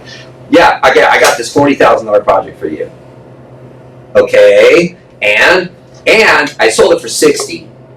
I'm going to put $10,000 of SIDS on here, and what we're going to do is we're going to list you as a sub. You were never listed. Our old culture was you don't identify the subs because GCs don't like the sub of a sub situation, right? So you sort of play that game. I know you know this. You know this game. Yes. So we decided, well, fuck it. There's GCs that won't work with us under that circumstance, but it's more important that we take care of everybody. So we started things called SIDS. It's SID, just like it means. It's SID. We rob Peter, pay Paul. You're Peter. This job not only gives you a revenue job that you want, but now putting you first in line. Material supplier and you are first in line to get paid. There'll be joint checks. You're listed. You're going to get your money before we get our money on this thing. So you're listed, and so we added an extra $10,000 here that we'll credit to Job X. And that program has worked extremely well. We've taken care of guys who are on paper right now. They haven't finished all their contracts, but they're zeroed out. 50, 60 grand owed, they're zeroed out. I was telling a story about Tony. They have enough paper where that $250,000 is down to 50. That kind of thing. So we've got some accounts and some jobs, and there's enough meat there. Well, I shouldn't say there's enough meat. We miss payroll. You know, we've dropped our insurance plans, things like that. You know, we made hard decisions. I cut all my salary. My wife gets enough for us to cover our expenses. There's no real estate, no crypto, no stocks, no exotic cars. You know, people pointed to my Harley. I'm like, you know, I actually financed that stupid thing, you know, and it was no money down on the last day of April, $500 a month. It's like, I don't even have any equity in it, you know. I'm like, okay. So somebody was like, so fucking Harley. I'm like, yeah, I'll pay off the loan on it. I get it. You're right. You know, I should, whatever. If you owned it outright, that would be a good thing to do. And then, you know, someone will point to an old Jeep. I'm like, it's a 2010 that I fucking hand built everything. They're not worth what you think they are. They're fun as fuck, but it's not like it has any real value to anything. So. My truck's 2019, it's paid for, that kind of thing. But I mean, that's just it. You know, we got rid of all that. I don't have boats, don't have RVs. Yeah. We got rid of all the stuff, and I'm bare bones in it because we have an obligation to take care. I've sold a bunch of shit. I've sold personal shit to pay down some of this stuff too. So I feel like we've leaned in, and we're gonna make it right. This is the first I've really spoken about it in a public forum. Some shit happened on social media. And it popped and it kind of went viral, and I got called out hard, you know, in Badass. Yeah. And I'm an admin there. And everyone's like, why don't you just delete that? Why? I'm like, no, I can't. Yeah. I can't do that. That would be. They got a vet. Here's what sucked about that event. The guy that started it has a legit gripe. We were working with him. It's just a life event changed for him, and then he ran out of patience. He gave me a period of time to solve it. But then he didn't wait that period of time. He just fucking blasted. And now there's a personal thing going on there, and he's on the list. But I've moved him on that list. Other guys that jumped in were fucked. They were fucked for anything they had to say. They fucked up so bad. They're lucky I didn't sue them for shit that they did. I was just shocked. You know, bad jobs. I fucked up an account. I lost an account over two guys that were in there talking shit. They weren't even licensed or insured while we hired them. They were already out of business. They fucked that thing up so bad. Another guy out of Puerto Rico fucked up so bad that I think he got physically assaulted by, you know, the contractor or some bullshit. I'm just like, they were dogpiling on it. I could just see it getting out of hand. And then a couple of guys that, you know, I consider industry peers that I don't work with, but they're bigger people. They called me out, and that hurt. You know, I mean, it's like, they're not wrong. Yeah. They're not wrong. Yeah. So I just let it play out. And then it became another thing. I heard there was a poll. I didn't see it. And then I decided in that moment I needed to get out of social media because I'm in there feeding my ego. And I even took my smiling mug off of it because I'm like, okay, I'm not going to post it. Nothing got, because somebody accused me of deleting everything. I'm like, no, it's still there. But I didn't want my smiling face on the fucking thing while I did it. So I mean, it's like this gray box thing like that. I'm like, okay, I gotta eat this. And then I got the phone calls. You know, everybody supporting, all these supported people. I'm like, okay, yeah, but. Yeah. There's truth in this story. It's been managed somewhat quietly, and now it's not quiet anymore. And the problem that happened with that post, it created a fucked up chain reaction. All of a sudden, a bunch of guys wouldn't work for us anymore. Yeah. Because they said, oh, you're going to go out of business. Our main supplier immediately leaned all our jobs, even though we're not behind or anything. Yeah. Just filed liens, like auto lien. I'm like, dude, we haven't even been paid on these things yet. And they're not even, some of them are not even 30 days, you know? Yeah. that became a thing, and we're still doing business with them and everything, but it was like, it just created this fucked up, it made things harder. Yeah. Like, it was already going to be hard, and now it's a little harder. We lost some GCs because of it. We've lost 3 GCs that were, I'd say, altogether about $4 million of our business. You know, Jesus. so it's pretty bad. Yeah. So it just makes it harder, right? Yeah. But at the end of the day, I'm going to keep going. The SINS program is a really great way of doing it to take care of people that will still work for us and pay off those things. That's first round stuff that'll get taken care of. I had to triage it into layers. So some people are just last. They're just going to be last. It's just a pragmatic reality. I don't have the extra $600,000 just to settle you all out. Yeah. Just not going to happen. Yeah. So it's going to have to be in these sequences, right? My buddy Spencer, who we're into about $100,000, he's eyeballing my black dually, you know, and I'm like, okay, for $70,000, but do you want that truck? I'll buy you another truck or something, finance something, whatever. And we're talking about that because he's always wanted a better truck. He drives 2 02s. Yeah. He's like, that's my dream truck. I'm like, I want my best friend driving around in my truck. It's like, what are you gonna take Christine next? Like, what the fuck, dude? Like, fuck, you live 3 miles from me. This is my dream truck. Yeah. Like, god damn it. I'd rather just sell it and give you the cash out of the sale of the truck. Yeah. So, doing the hard stuff is what matters to do, right? So when you called and said you were here and you're going to do this, I'm like, because I thought I was going to do my own explanation. I was figuring out how to do it. Couldn't be something I wrote. They'd say, oh, AI, you wrote this with fucking ChatGPT. And, it needed to be real. It needed to be real, and I needed to be accountable for it. So I fucked up. It's a Tim Kennedy issue. XRQ, a company, the people that work for that company, that's not their fault. It's not their fault. It's Tim Kennedy. I got out in front of my skis. I got too big for my britches. Pick the fucking slogan, and it applies. You know, douche canoe. But I didn't try to defraud anybody. I wasn't trying to lie to anybody. I wasn't trying to mislead anybody or manipulate anybody. But I definitely didn't. I didn't have a command of my business. And I wasn't a good steward of it. I didn't take the fiduciary responsibility I had of it serious enough. Mm-hmm. And, I have to apologize for that. So now, lean in, square everybody up, even those I fucking can't stand. In fact, there's a couple guys there I had never intended to ever give them that money because they fucked me.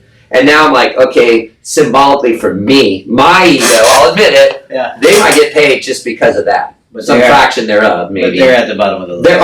They're at the bottom of the list, right? Yeah. But the goal is to try over the next 6 months to get, although we're going in the slow season, makes it more complicated. But you know what? I'm back in sales. Just before coming here, I land, $350,000 worth of stuff like that. So I'm good at my job. Yeah.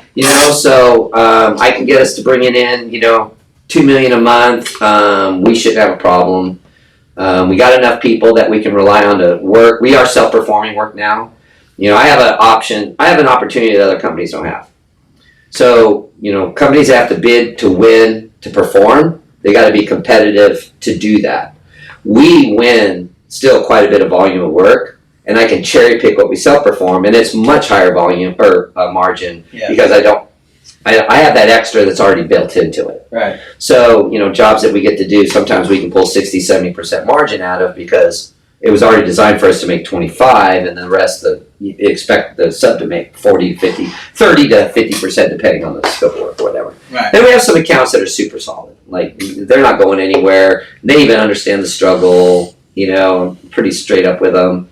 I wear my heart and my thoughts are, I'm pretty open book. Yeah. I'm willing to tell anybody anything, and I had fucked up a lot in my life. I didn't think at 59 I was going to go through this shit again. I thought I fucking made it. I was 10 minutes away from the $100 million software sale, which still would happen. I'm still working on it. But that has to fund itself at this point. We can't keep funding it.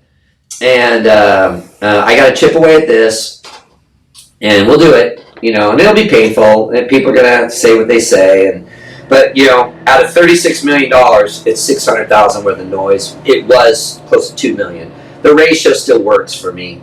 We're good. Yeah. And They're going to be noisy because a lot of those guys are in badass, but it's a tiny percentage of the guys that work in this industry. How many guys we deal with that don't even know, never been on Facebook except for their ads, and they don't know what badass is, right? I mean, there's thousands of teams out there that we have great working relationships with. I'd say there's more that aren't on it. Yeah, right. Sure. So we still have that, and we have over 3,600 people in our database. In our industry, we're constantly scrubbing. We see a new person pop up anywhere, my AI grabs it and stores that information. Nice. So a new guy pops up on Facebook, got some ad. I bet you he's in my database already. Yeah, that guy was in here. Yeah. I guarantee he's in there. Yeah. So we can scroll through there. We got some pretty cool tools for finding a guy and seeing exactly how many miles his address is from the job. So it just gives us those. And I got tools. Yeah. I got tools that help us.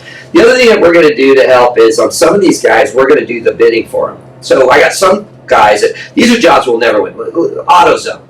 Yeah. These guys that do AutoZone all day long, but they can't. I can't win an AutoZone. I mean, I win when I win an AutoZone. Somebody fucked up somewhere.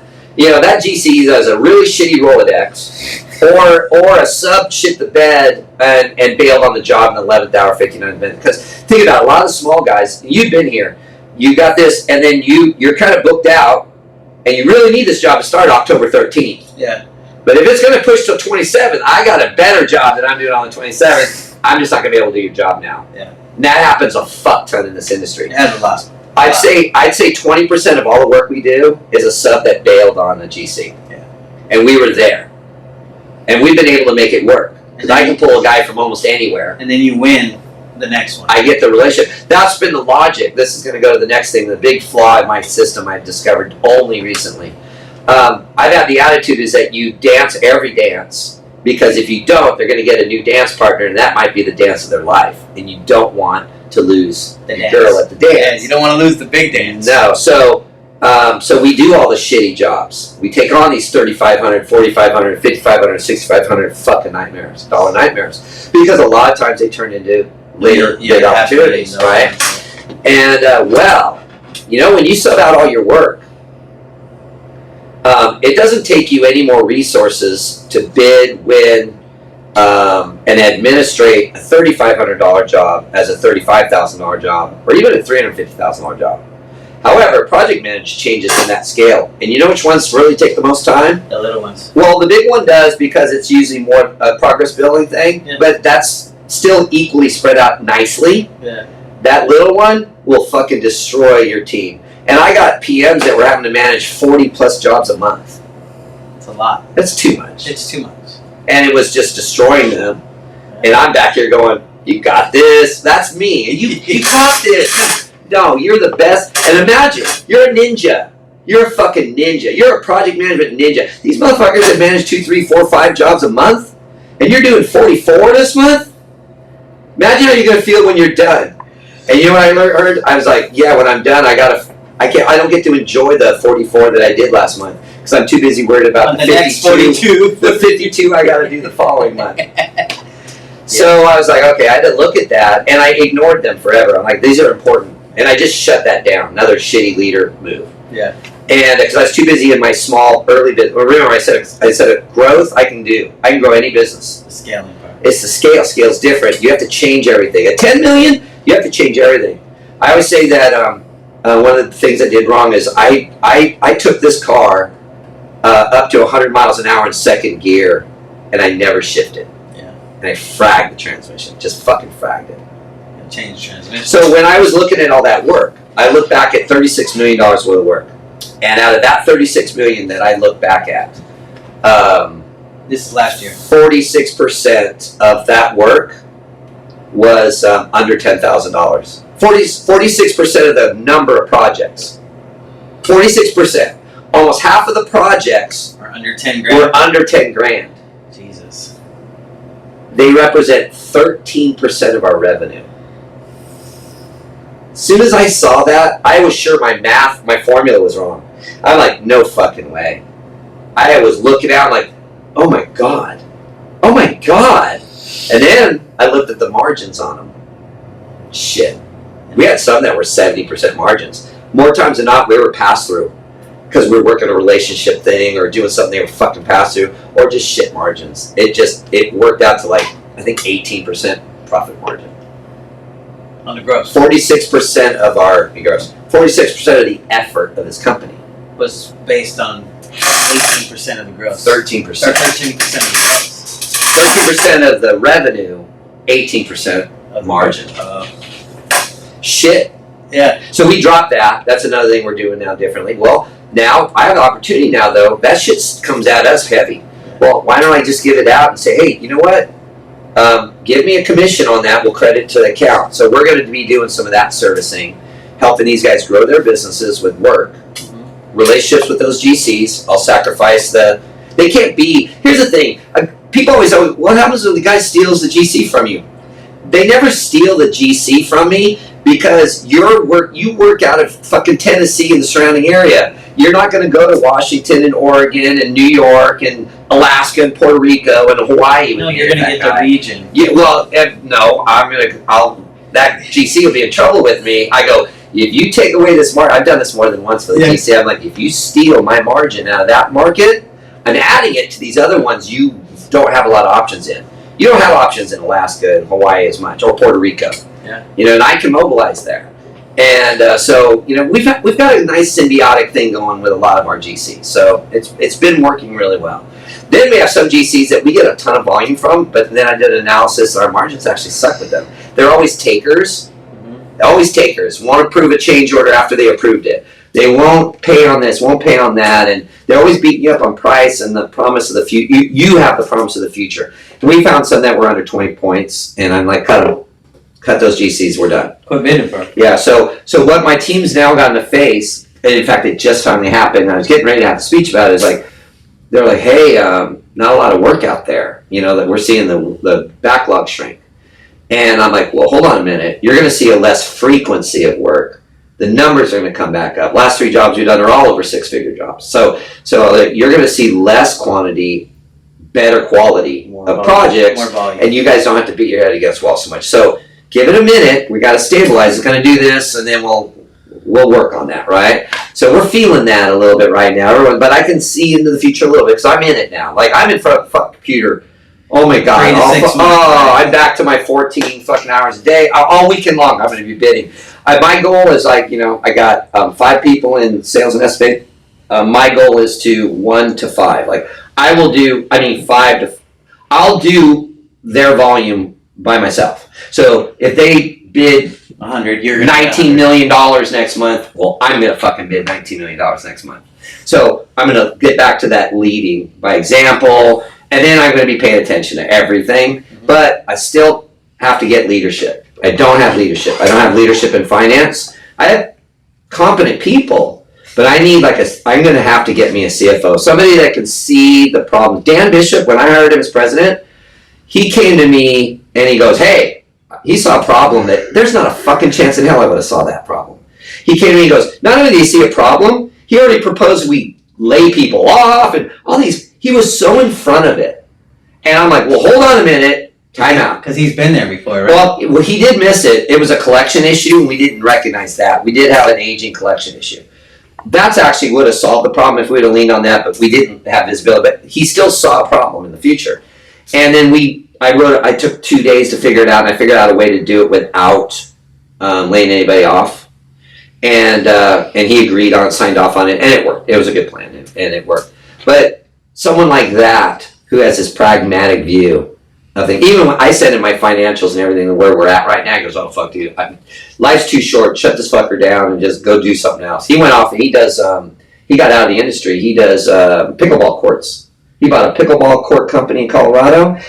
He's been in business maybe a year. I think he's going to do 3 or 4 million, and he's opening up a 3rd location. I mean, he's fucking crushing. The guy's just... Yeah, he's brilliant. He's just so good. Yeah. He's I admire him so much.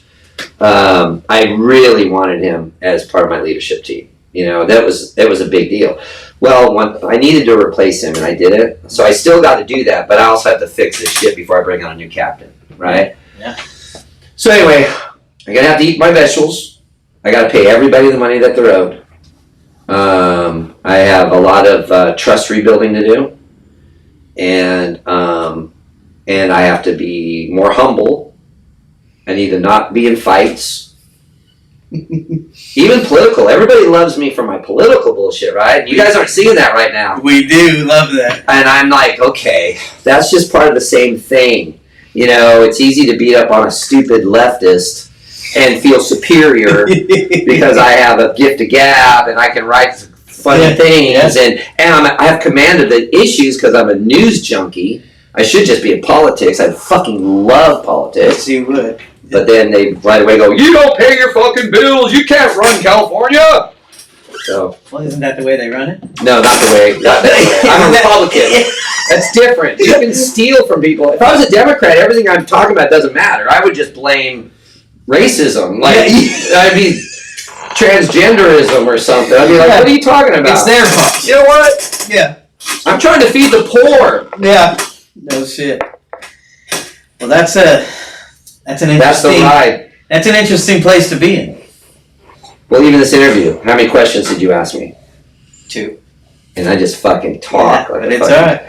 So, I still got a lot to work on, right? Yes. But the story for me, I know, we talked about how the business stuff, we can talk about estimating, and there's a lot of things I can say about that, estimating, how you can estimate more, and there's so many great things for building your business. I'm committed to sin, and I say this, I feel like the pastor that caught cheating on his wife with a hooker. And now I've got to address the congregation and say, I'm sorry, and I need to atone for my sins and, take care of this. But we're all human, right? And we all make mistakes. But what you do with that, and again, I could have just BK'd out. I mean, I don't even know if we will survive. I think we will. I'm working on it. Somebody could pull a pin. I still have loans with those MCA guys, and we've negotiated partial payments with them while I ride it out. And I submitted a 98-page plan to them, and these are big players. Yeah. And there's one guy in there. He's like, dude, it's like you're like an expert in this. I'm like, well, I relied on AI to help me solve this problem. Right. And I came up with a plan. The plan makes sense. It shows good faith payments with them, and we've been doing this. We did the 90-day thing, and it was successful to get me to this point. I need another 120 days according to the rate. And then we'll be able to re-engage. Otherwise, I have to do offers and compromises and cut it short. And I'm trying to pay 100% even on those things. And those are hard money lender guys, right? And I'm willing to try to pay them 100%. Yeah. So as long as I keep focus on paying these guys that, there's some guys we're going to negotiate on because they've got change orders we never were approved. They're going to have to compromise with me on some stuff because it's just not going to be endless. But for the most part, it's business. Yeah, we're going to do some business deals and to clear the books and clear the books for them and it'll work. Again, I'm just going to lean in on it. Yeah. All right. Well, I'd like to switch gears. Yeah. So I want to ask you. I want to touch a little bit on what we're doing on the nonprofit side, and I wanted to ask you if there was a program that was training guys in this industry, whether epoxy flooring and polishing concrete, to help the misfortunate or guys that made bad decisions coming out of prison, drug addicts out of rehab, veterans that are just lost. If there was a program like that, is that something you would pull guys out of? Would that be a help to the industry, do you think, or what would be your view on that? Well, okay. First off, that's noble and a good thing to do no matter what, just as humans, right? Right. I told you a story of other guys. I used to be called Captain Save-A-Ho. I'd always gravitate to certain personalities in the industry. You and I both. And endearing to them. I am a little cynical from my experiences with that, as you could be, right? You get kind of like, damn, it never changes with these guys. Yeah. Right? Kind of thing. Right. So we did this where we brought in veterans. We tried that. I worked with a guy out of Florida that was a felon. We've got a very famous felon in our industry that's just crushing it right now.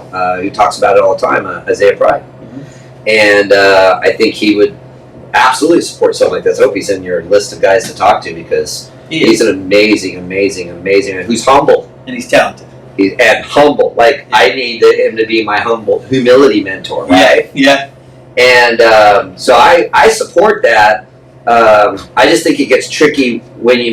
Here's where I think it's problematic. It just seems like it. The challenge is in the crew environment, especially when it comes to guys that were inside. Okay. Not necessarily veterans. Veteran guys that they need to be part of a team. And that's it. But there's a lot of similarities to a job site crew and the yard. Yeah. And those similarities aren't the good similarities. They're all the bad similarities. Like the separation of people, right? And the pride and the, who's doing what.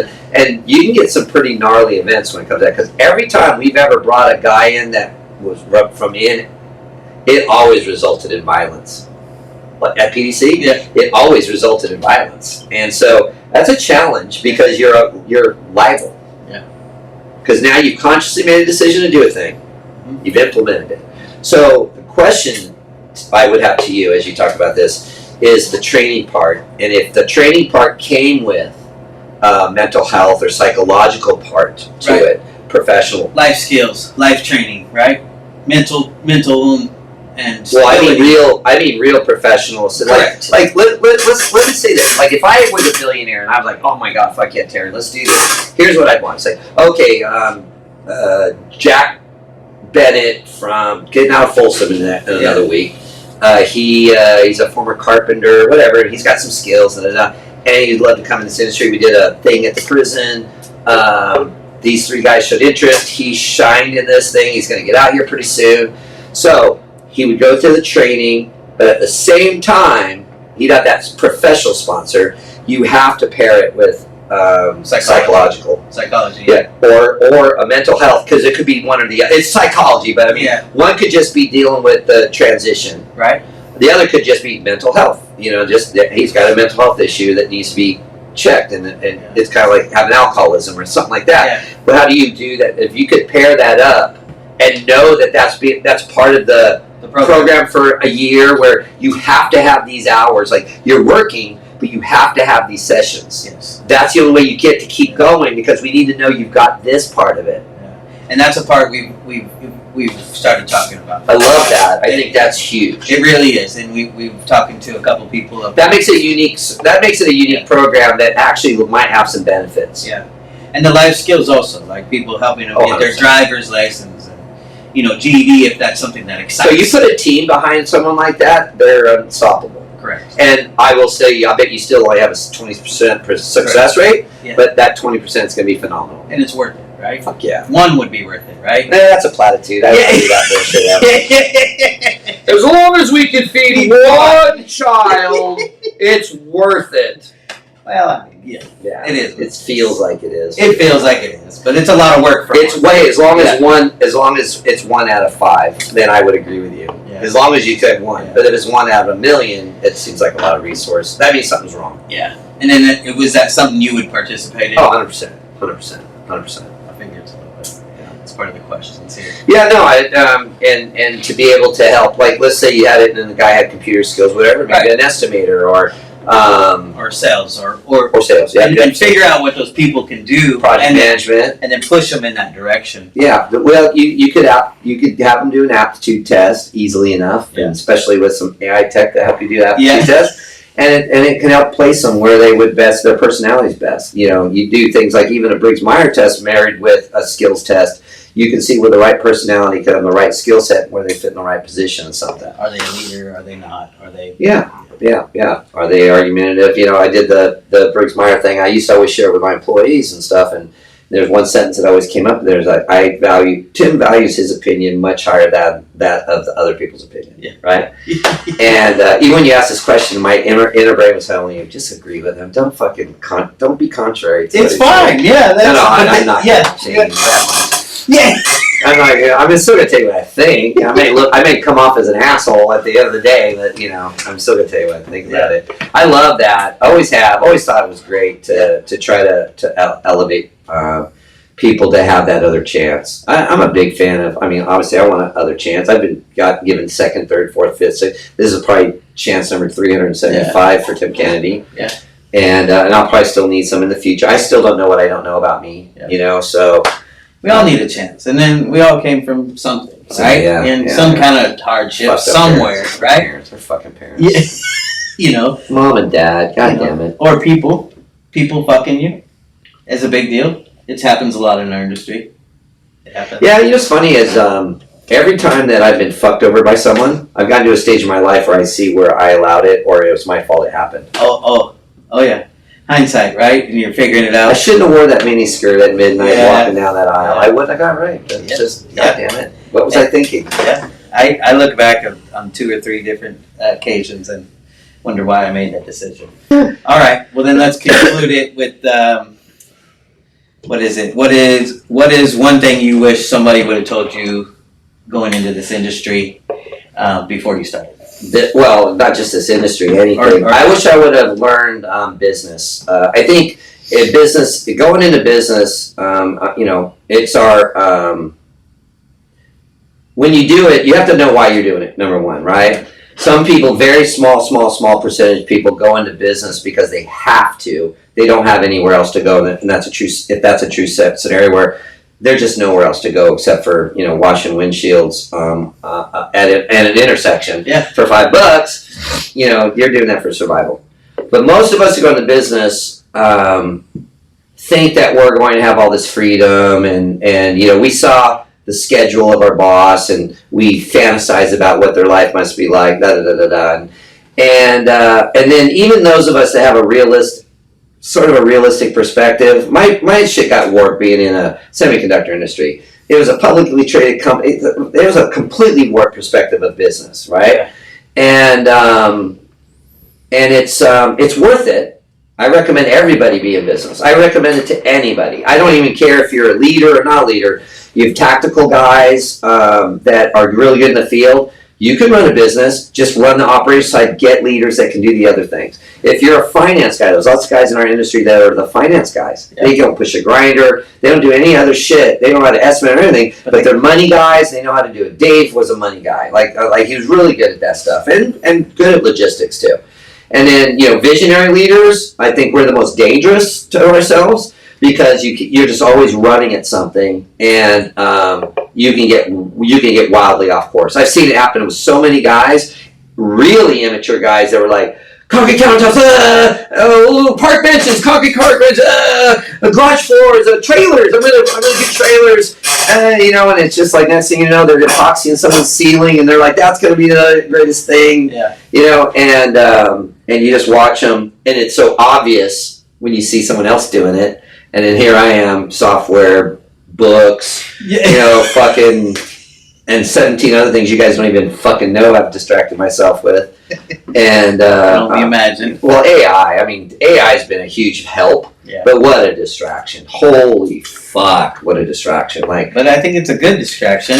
Most of it's not. A lot of it's been a waste of time. Political shit's a waste of time. Okay. I'm being a fool arguing with some stranger in Maine about Joe Biden's underwear or something. Like, what the fuck? I'm in this shit right now where I read this stuff about the East Wing being torn down, and I find myself just wanting to argue with NBC's post. I'm like, nobody fucking gives 2 fucks what I have to say on this thing. That's that grandiose narcissist who thinks I'm going to write the thing that goes viral, or what everyone's going to be like, oh my god, he's right. You know what? Yeah. I'm a Trump supporter now, Nobody gives a fuck. And I need to stop thinking anybody does. And so I'm off cold turkey for the most part. I've dabbled a little bit of things, but they're like so deep that you guys aren't seeing it because it's like some high school friend says something. I'm like, you're retarded. I get it. So what I wish somebody would have taught me about business, and really with focus on scaling. Scale. We'd be $100 million company if I had understood scaling. But what are you doing now to learn scaling? Right now, I'm learning scaling. I'm learning scaling. I'm not trying to scale. No, I know. But what are you doing to learn the scaling? I'm actually I'm in a course right now. Okay. I'm humbling myself to listen to a bunch of people I would have normally fucking ignored. Okay. Like, I'm sick of you people, you and your 10X and your da-da-da. I'm like, okay, hear what they have to say, because every time I've allowed myself to listen to one of these guys who rips you off for $1,100, there's always a nugget. Yeah, there's one piece that But I've been the cynical guy that's like going to church and hearing the one fucking thing, and then the 20 minutes of your 45 minutes is collections. And I just like, okay, but But that one thing. Yeah, Ephesians 5, and that was great. But now I'm emotionally deaf because you just want my money. In 20 minutes, you set me up for fucking payment. The plate. I'm like, God, it happens to me every Sunday. It's so frustrating. So, understanding business better and the scaling is what I think I'm most interested in. You know why? Scale is future. And that's why I was like, why scale? Why do I give a fuck? I'm going to be honest with you. When we did $6 million, when I look at my books, when we did $6 million, what was that, 2019, 2020? I made more money than I ever made in my life. Tim Kennedy made 2x the money I've ever made in my entire fucking life. At $6 million. At $6 million. That's the most money I ever made. I won't bring in 150 grand this year. Like that'll be my payroll. Like that'll be. What are you gonna do this year? For legal reasons, I'm not really wanting to share those numbers right now, but it's way north of that. Okay. So I'm not gonna earn any income, right? It's gonna pay the bills and whatever, And I didn't buy real estate. We rent. I rent my house now.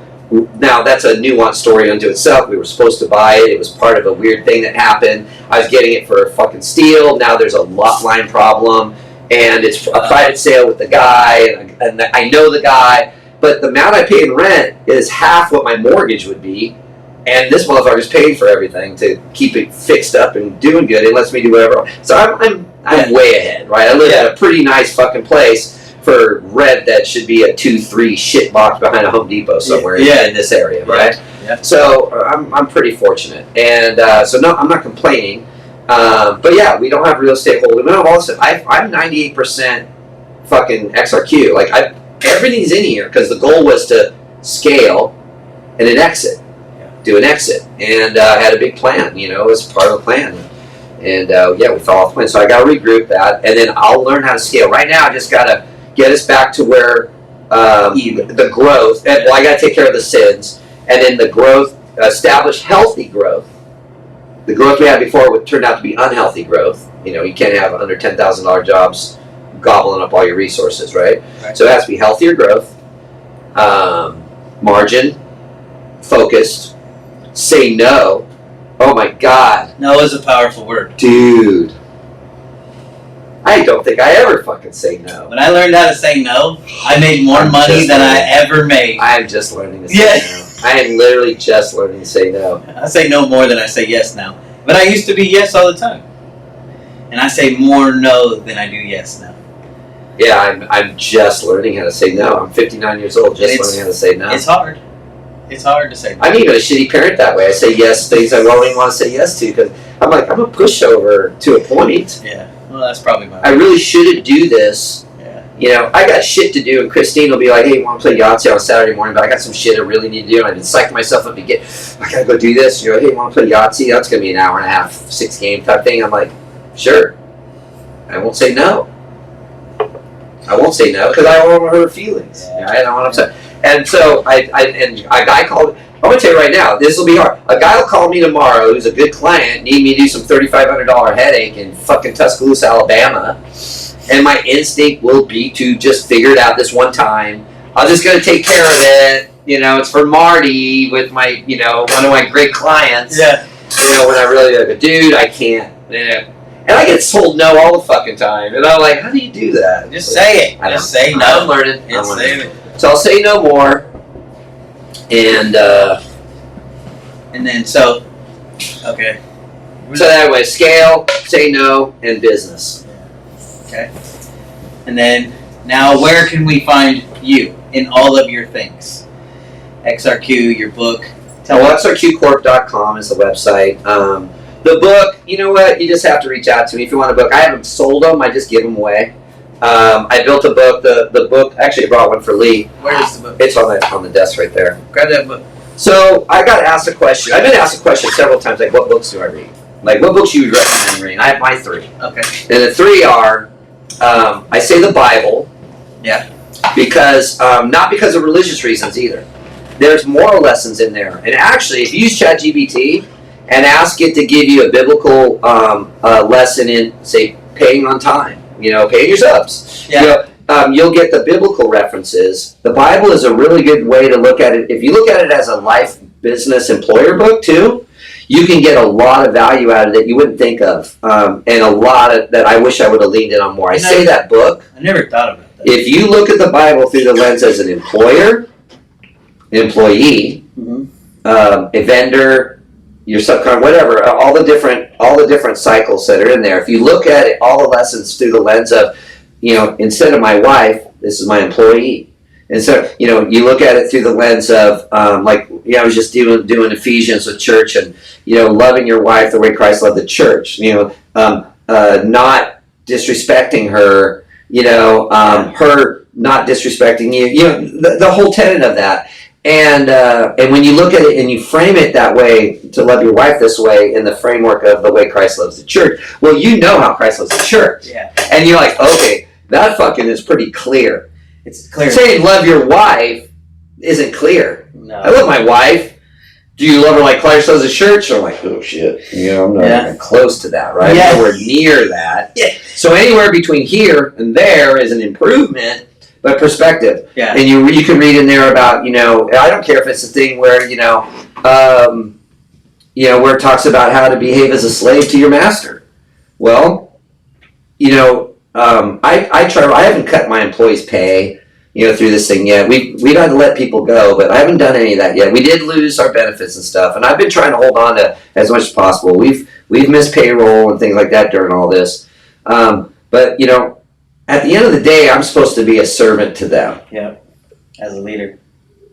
And that right there, when you say as a leader, that puts me in the different position psychologically, but it's wrong. So biblically, if you get that framework right, you serve better. Servant leadership, right? Servant leadership. And I don't do that well, but biblically, that's my point of reference. That's why I say, if you reference the Bible, reference it for your life, reference it for your relationship with the world, but then also lay that into your relationship with the people that work for you, because they're that extension of your family, and you'll treat them differently than you treat your neighbor or a stranger. Yeah.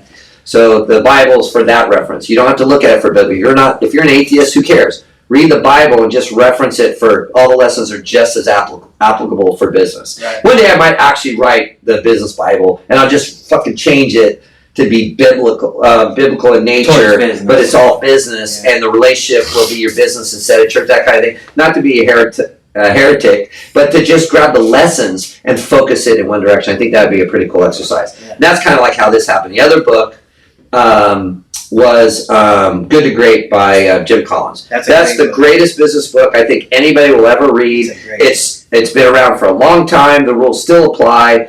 I'm overdue to listen to it again. That is a great book. A great book. And then Sun Tzu Art of War, which is not a great book, but a great read. And what was weird is every time I bring that book up, men will tell me, I read it or I tried to read it. And I'm like, okay, what do you mean when you say you tried to read it? What I learned was everybody who thinks they read or tried to read Sun Tzu Art of War, they read somebody who wrote a book about it. Okay. And because the Art of War is just a bunch of little statements, parables in these 13 chapters. And they're just 1-2 liners, right? It's just the rules.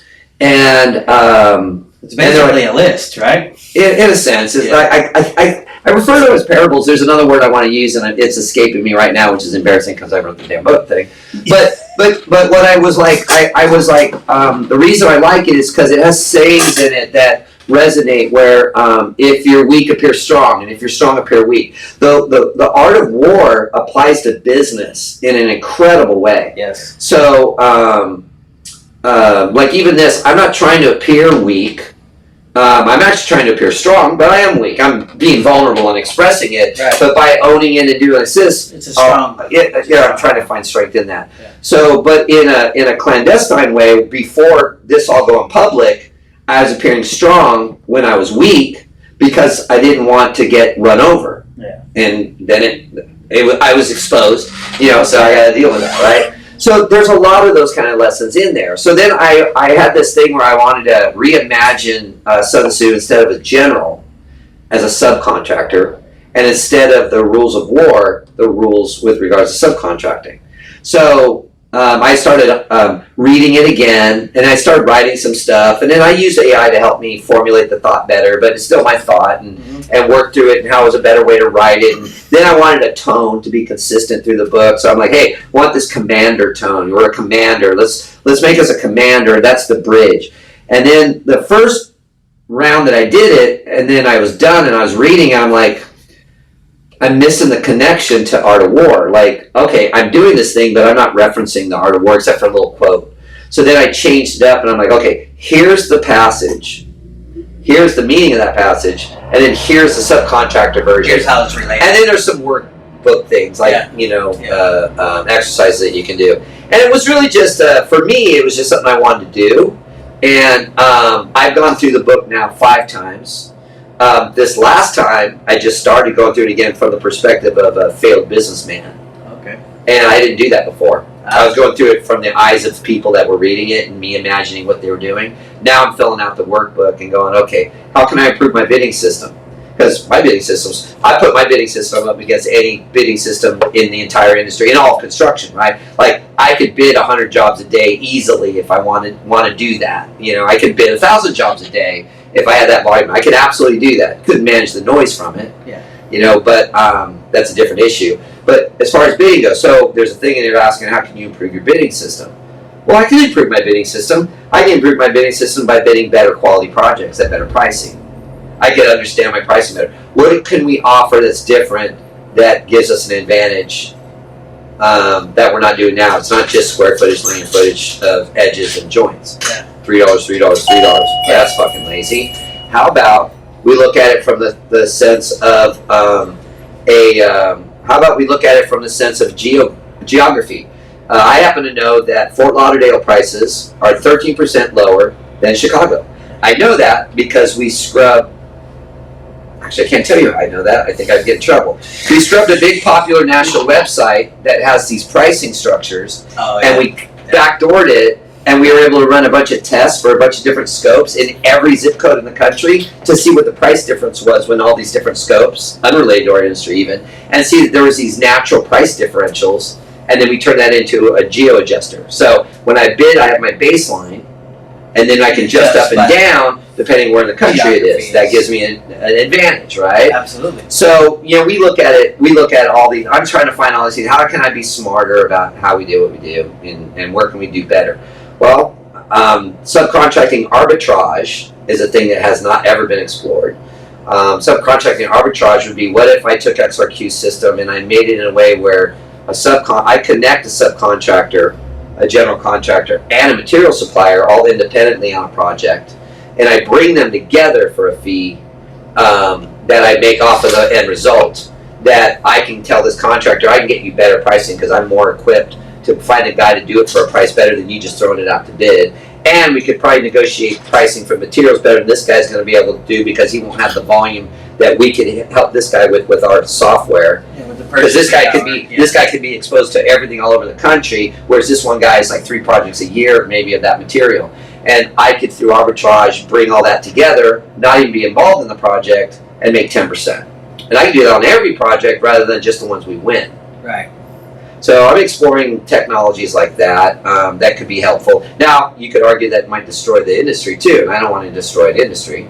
You know, one of the biggest problems is this industry has is it's the only one still racing to the bottom. I talk to GCs all the time that say, we're the only one. Jobs I used to have 3 guys that I bid against. I have 12 to 15 now. He goes, of all the trades, you're the only one that seems to get cheaper and cheaper and cheaper and cheaper. Polished concrete. Cheaper and cheaper and cheaper and cheaper. Yeah. I blame the power trowel guys. Fucking power trowel guys. I know. What about them guys? No, really, it's the garage guys that are now flooding in and trying to do small commercial because the garage industry's fucked up, right? It's great for some. Yeah. I think Jeff Gears got it fucking figured out, and that guy owns the world, right? And he's amazing. Yeah, geographic. Yeah, well, he knows how to do. He's perfected that. But he only does that. Well, that's what I'm saying. He's perfected it, and he's done it at scale, and he knows how to scale. That's another thing. He knows how to scale. I should have went to that motherfucker, get advice. Instead, I lost one of my key employees to him. So, you know, what do you do? So he's a smart man. He's one of the guys that called me out in that forum. It hurt. It was embarrassing, right? So But I admire him. I admire what he's done. It's amazing, and I know he's over 100 million. Might be well over 100 million. I really don't know. Floors. Yeah, in garage floors, and the volume that they do is amazing. And from what I understand, the quality and the consistency and the systems are there, and there's no fuckery going on. They just got a good system structure going on. Well, the other guys that are in there, just hearing the story just recently about going out and bidding a 2-car garage for $2,000, which I wouldn't touch for under $5,500, but $2,000, and go, oh, I got somebody who can do it for $1,100. You're like, okay, that problem is that $1,100 guy, right? Now that guy's going to go out of business, or he's going to learn and level up. That cycle hasn't run its course yet. No. And until that cycle runs its course, we're in for a ride. We're in for a ride.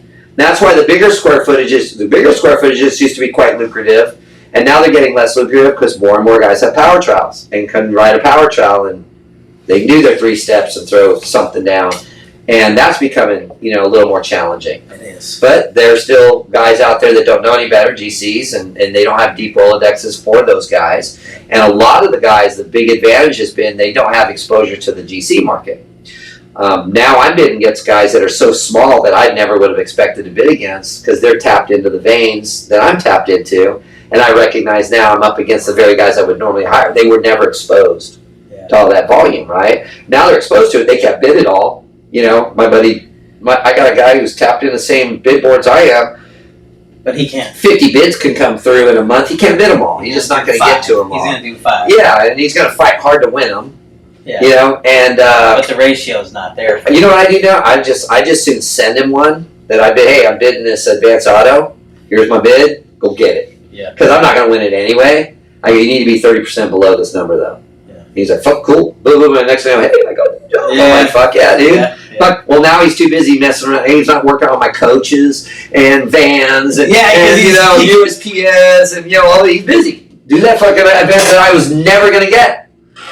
Do that. So if we could build a service to help guys do that too, that could help, because there's certain accounts that don't need to be anything better. A Tractor Supply, that's literally, or a Harbor Freight. Those are never going to be anything spectacular unless some designer decides they want to level up. But what? Why? Floor and Decor is dumbed down tremendously. Anybody that sees the Floor and Decor in Roseville, California will see one of the ugliest floors you've ever seen in your life. And that's an $800,000 floor. And that is the most disgusting floor I've ever done in my life. It is leopard, fucking unbelievable. It's 2 different stores that had 2 different overlays that PDC did way back in the day. 2 different ones, Ardex, one was True. Demoed, they just wanted to demo it off, but don't demo out all the low spots, and it was nothing but a bird bath fucking symposium in there. Yeah. And leave it. Heavy ag, no ag, trenches everywhere. And I was scared to death we weren't going to get paid. And I called Bob Harris, who runs that account. I'm like, dude, I'm worried. He goes, no, dude. And the spec was like, grind 100, then go to Ashford formula, then 800. It was like, wait, what? Yeah. This doesn't even make any sense, right? And I got Mohs hardness a 7 on this thing. It's like, everything about it is just a shit show. And I find out that this is the most perfect Floor and Decor floor in their entire fleet. You know why? You know why they went to this whole shitty spec? Because they don't maintain. No, the president went into a store when it was open and heard, and this is what was explained to me, and heard a couple there, and their beautiful polished concrete floors, and heard the wife go, I want this, and put it to their fucking floor. They don't sell polished concrete. They don't sell polished concrete. They sell hardwood and tile. Yeah. And he's like, what the fuck? We're competing with our own floor. Yeah, and so they're like, they do not want. Make it look like shit. They want it functional. Yeah. And they do not want to compete with their floor. Yeah. It makes sense. So, anyway, that's what I would do differently. Whatever that was for 30 minutes. Yeah. So where do we find you? So, Are you XRQ selling? No, just T Kennedy at XRQ Corp. Find me on Facebook. Reach out. I'll send you a copy of the book. It's a easy read, big font, 2 hours. You could read the whole thing one time and then go through it and do the exercises. I added 3 extra chapters in it, my own thing about building an empire, whatever, kind of thing. And it's just got some practical lessons in it that I wish I would have followed. All right. I wish this would have followed. And then as far as core engine goes, you can't get all that. But Jabberwocky, Jabberwocky.com, and Jabberwocky's on the Apple Store and the Google Store. Okay. Again, you sign up as a jobber and a walkie. You're signed up, but a jobber is one who posts jobs for walks, and a walkie is one that walks it. You register in there. You take the test to be a walkie, and it's kind of fun to do. You're talking with a girl, AI female, and she asks you all these questions, and then you'll get notified if there's a walk in your area. And the more, again, it's a dating app without any chicks, a bunch of dudes. So I'm asking you guys to sign up because we need chicks, and then you'll get something. It'll happen, and people are going to need these walks, and that'll be a nice side hustle money too. Plus, it'll be a real good service if you need job walks done. Job walks are a very underused necessity in our Absolutely. industry, and we're going to focus in on. We're the only ones focused on job walks, and it's an untapped market in a big way. And everyone we've presented it to in the GC space, actually everybody, it's great reviews. We just haven't gotten to a point where there's enough saturation. It's like having Uber when it first came out. Yeah. When I got it, I remember going into, I think it was Atlanta, and there was no Uber driver. I had the app, but there was nobody to come pick me up. It's going to take a little while to get some traction, and we hope that we're going to use influencers, and there's going to be an affiliate thing where, if they sign up with your code, you make a piece of the action off of it, and it'll get going. And we're going to be partnering up with other tech companies in the construction space. So we've got a lot of meetings scheduled with those companies. Cool. So Jabberwocky.com. Right. It's just like it sounds, one word. Jabberwocky. Well, JOBBERWALKEE.com. Jabberwocky.com. Well, that was good. Well, I appreciate it. That was Thank fun. you, Tim.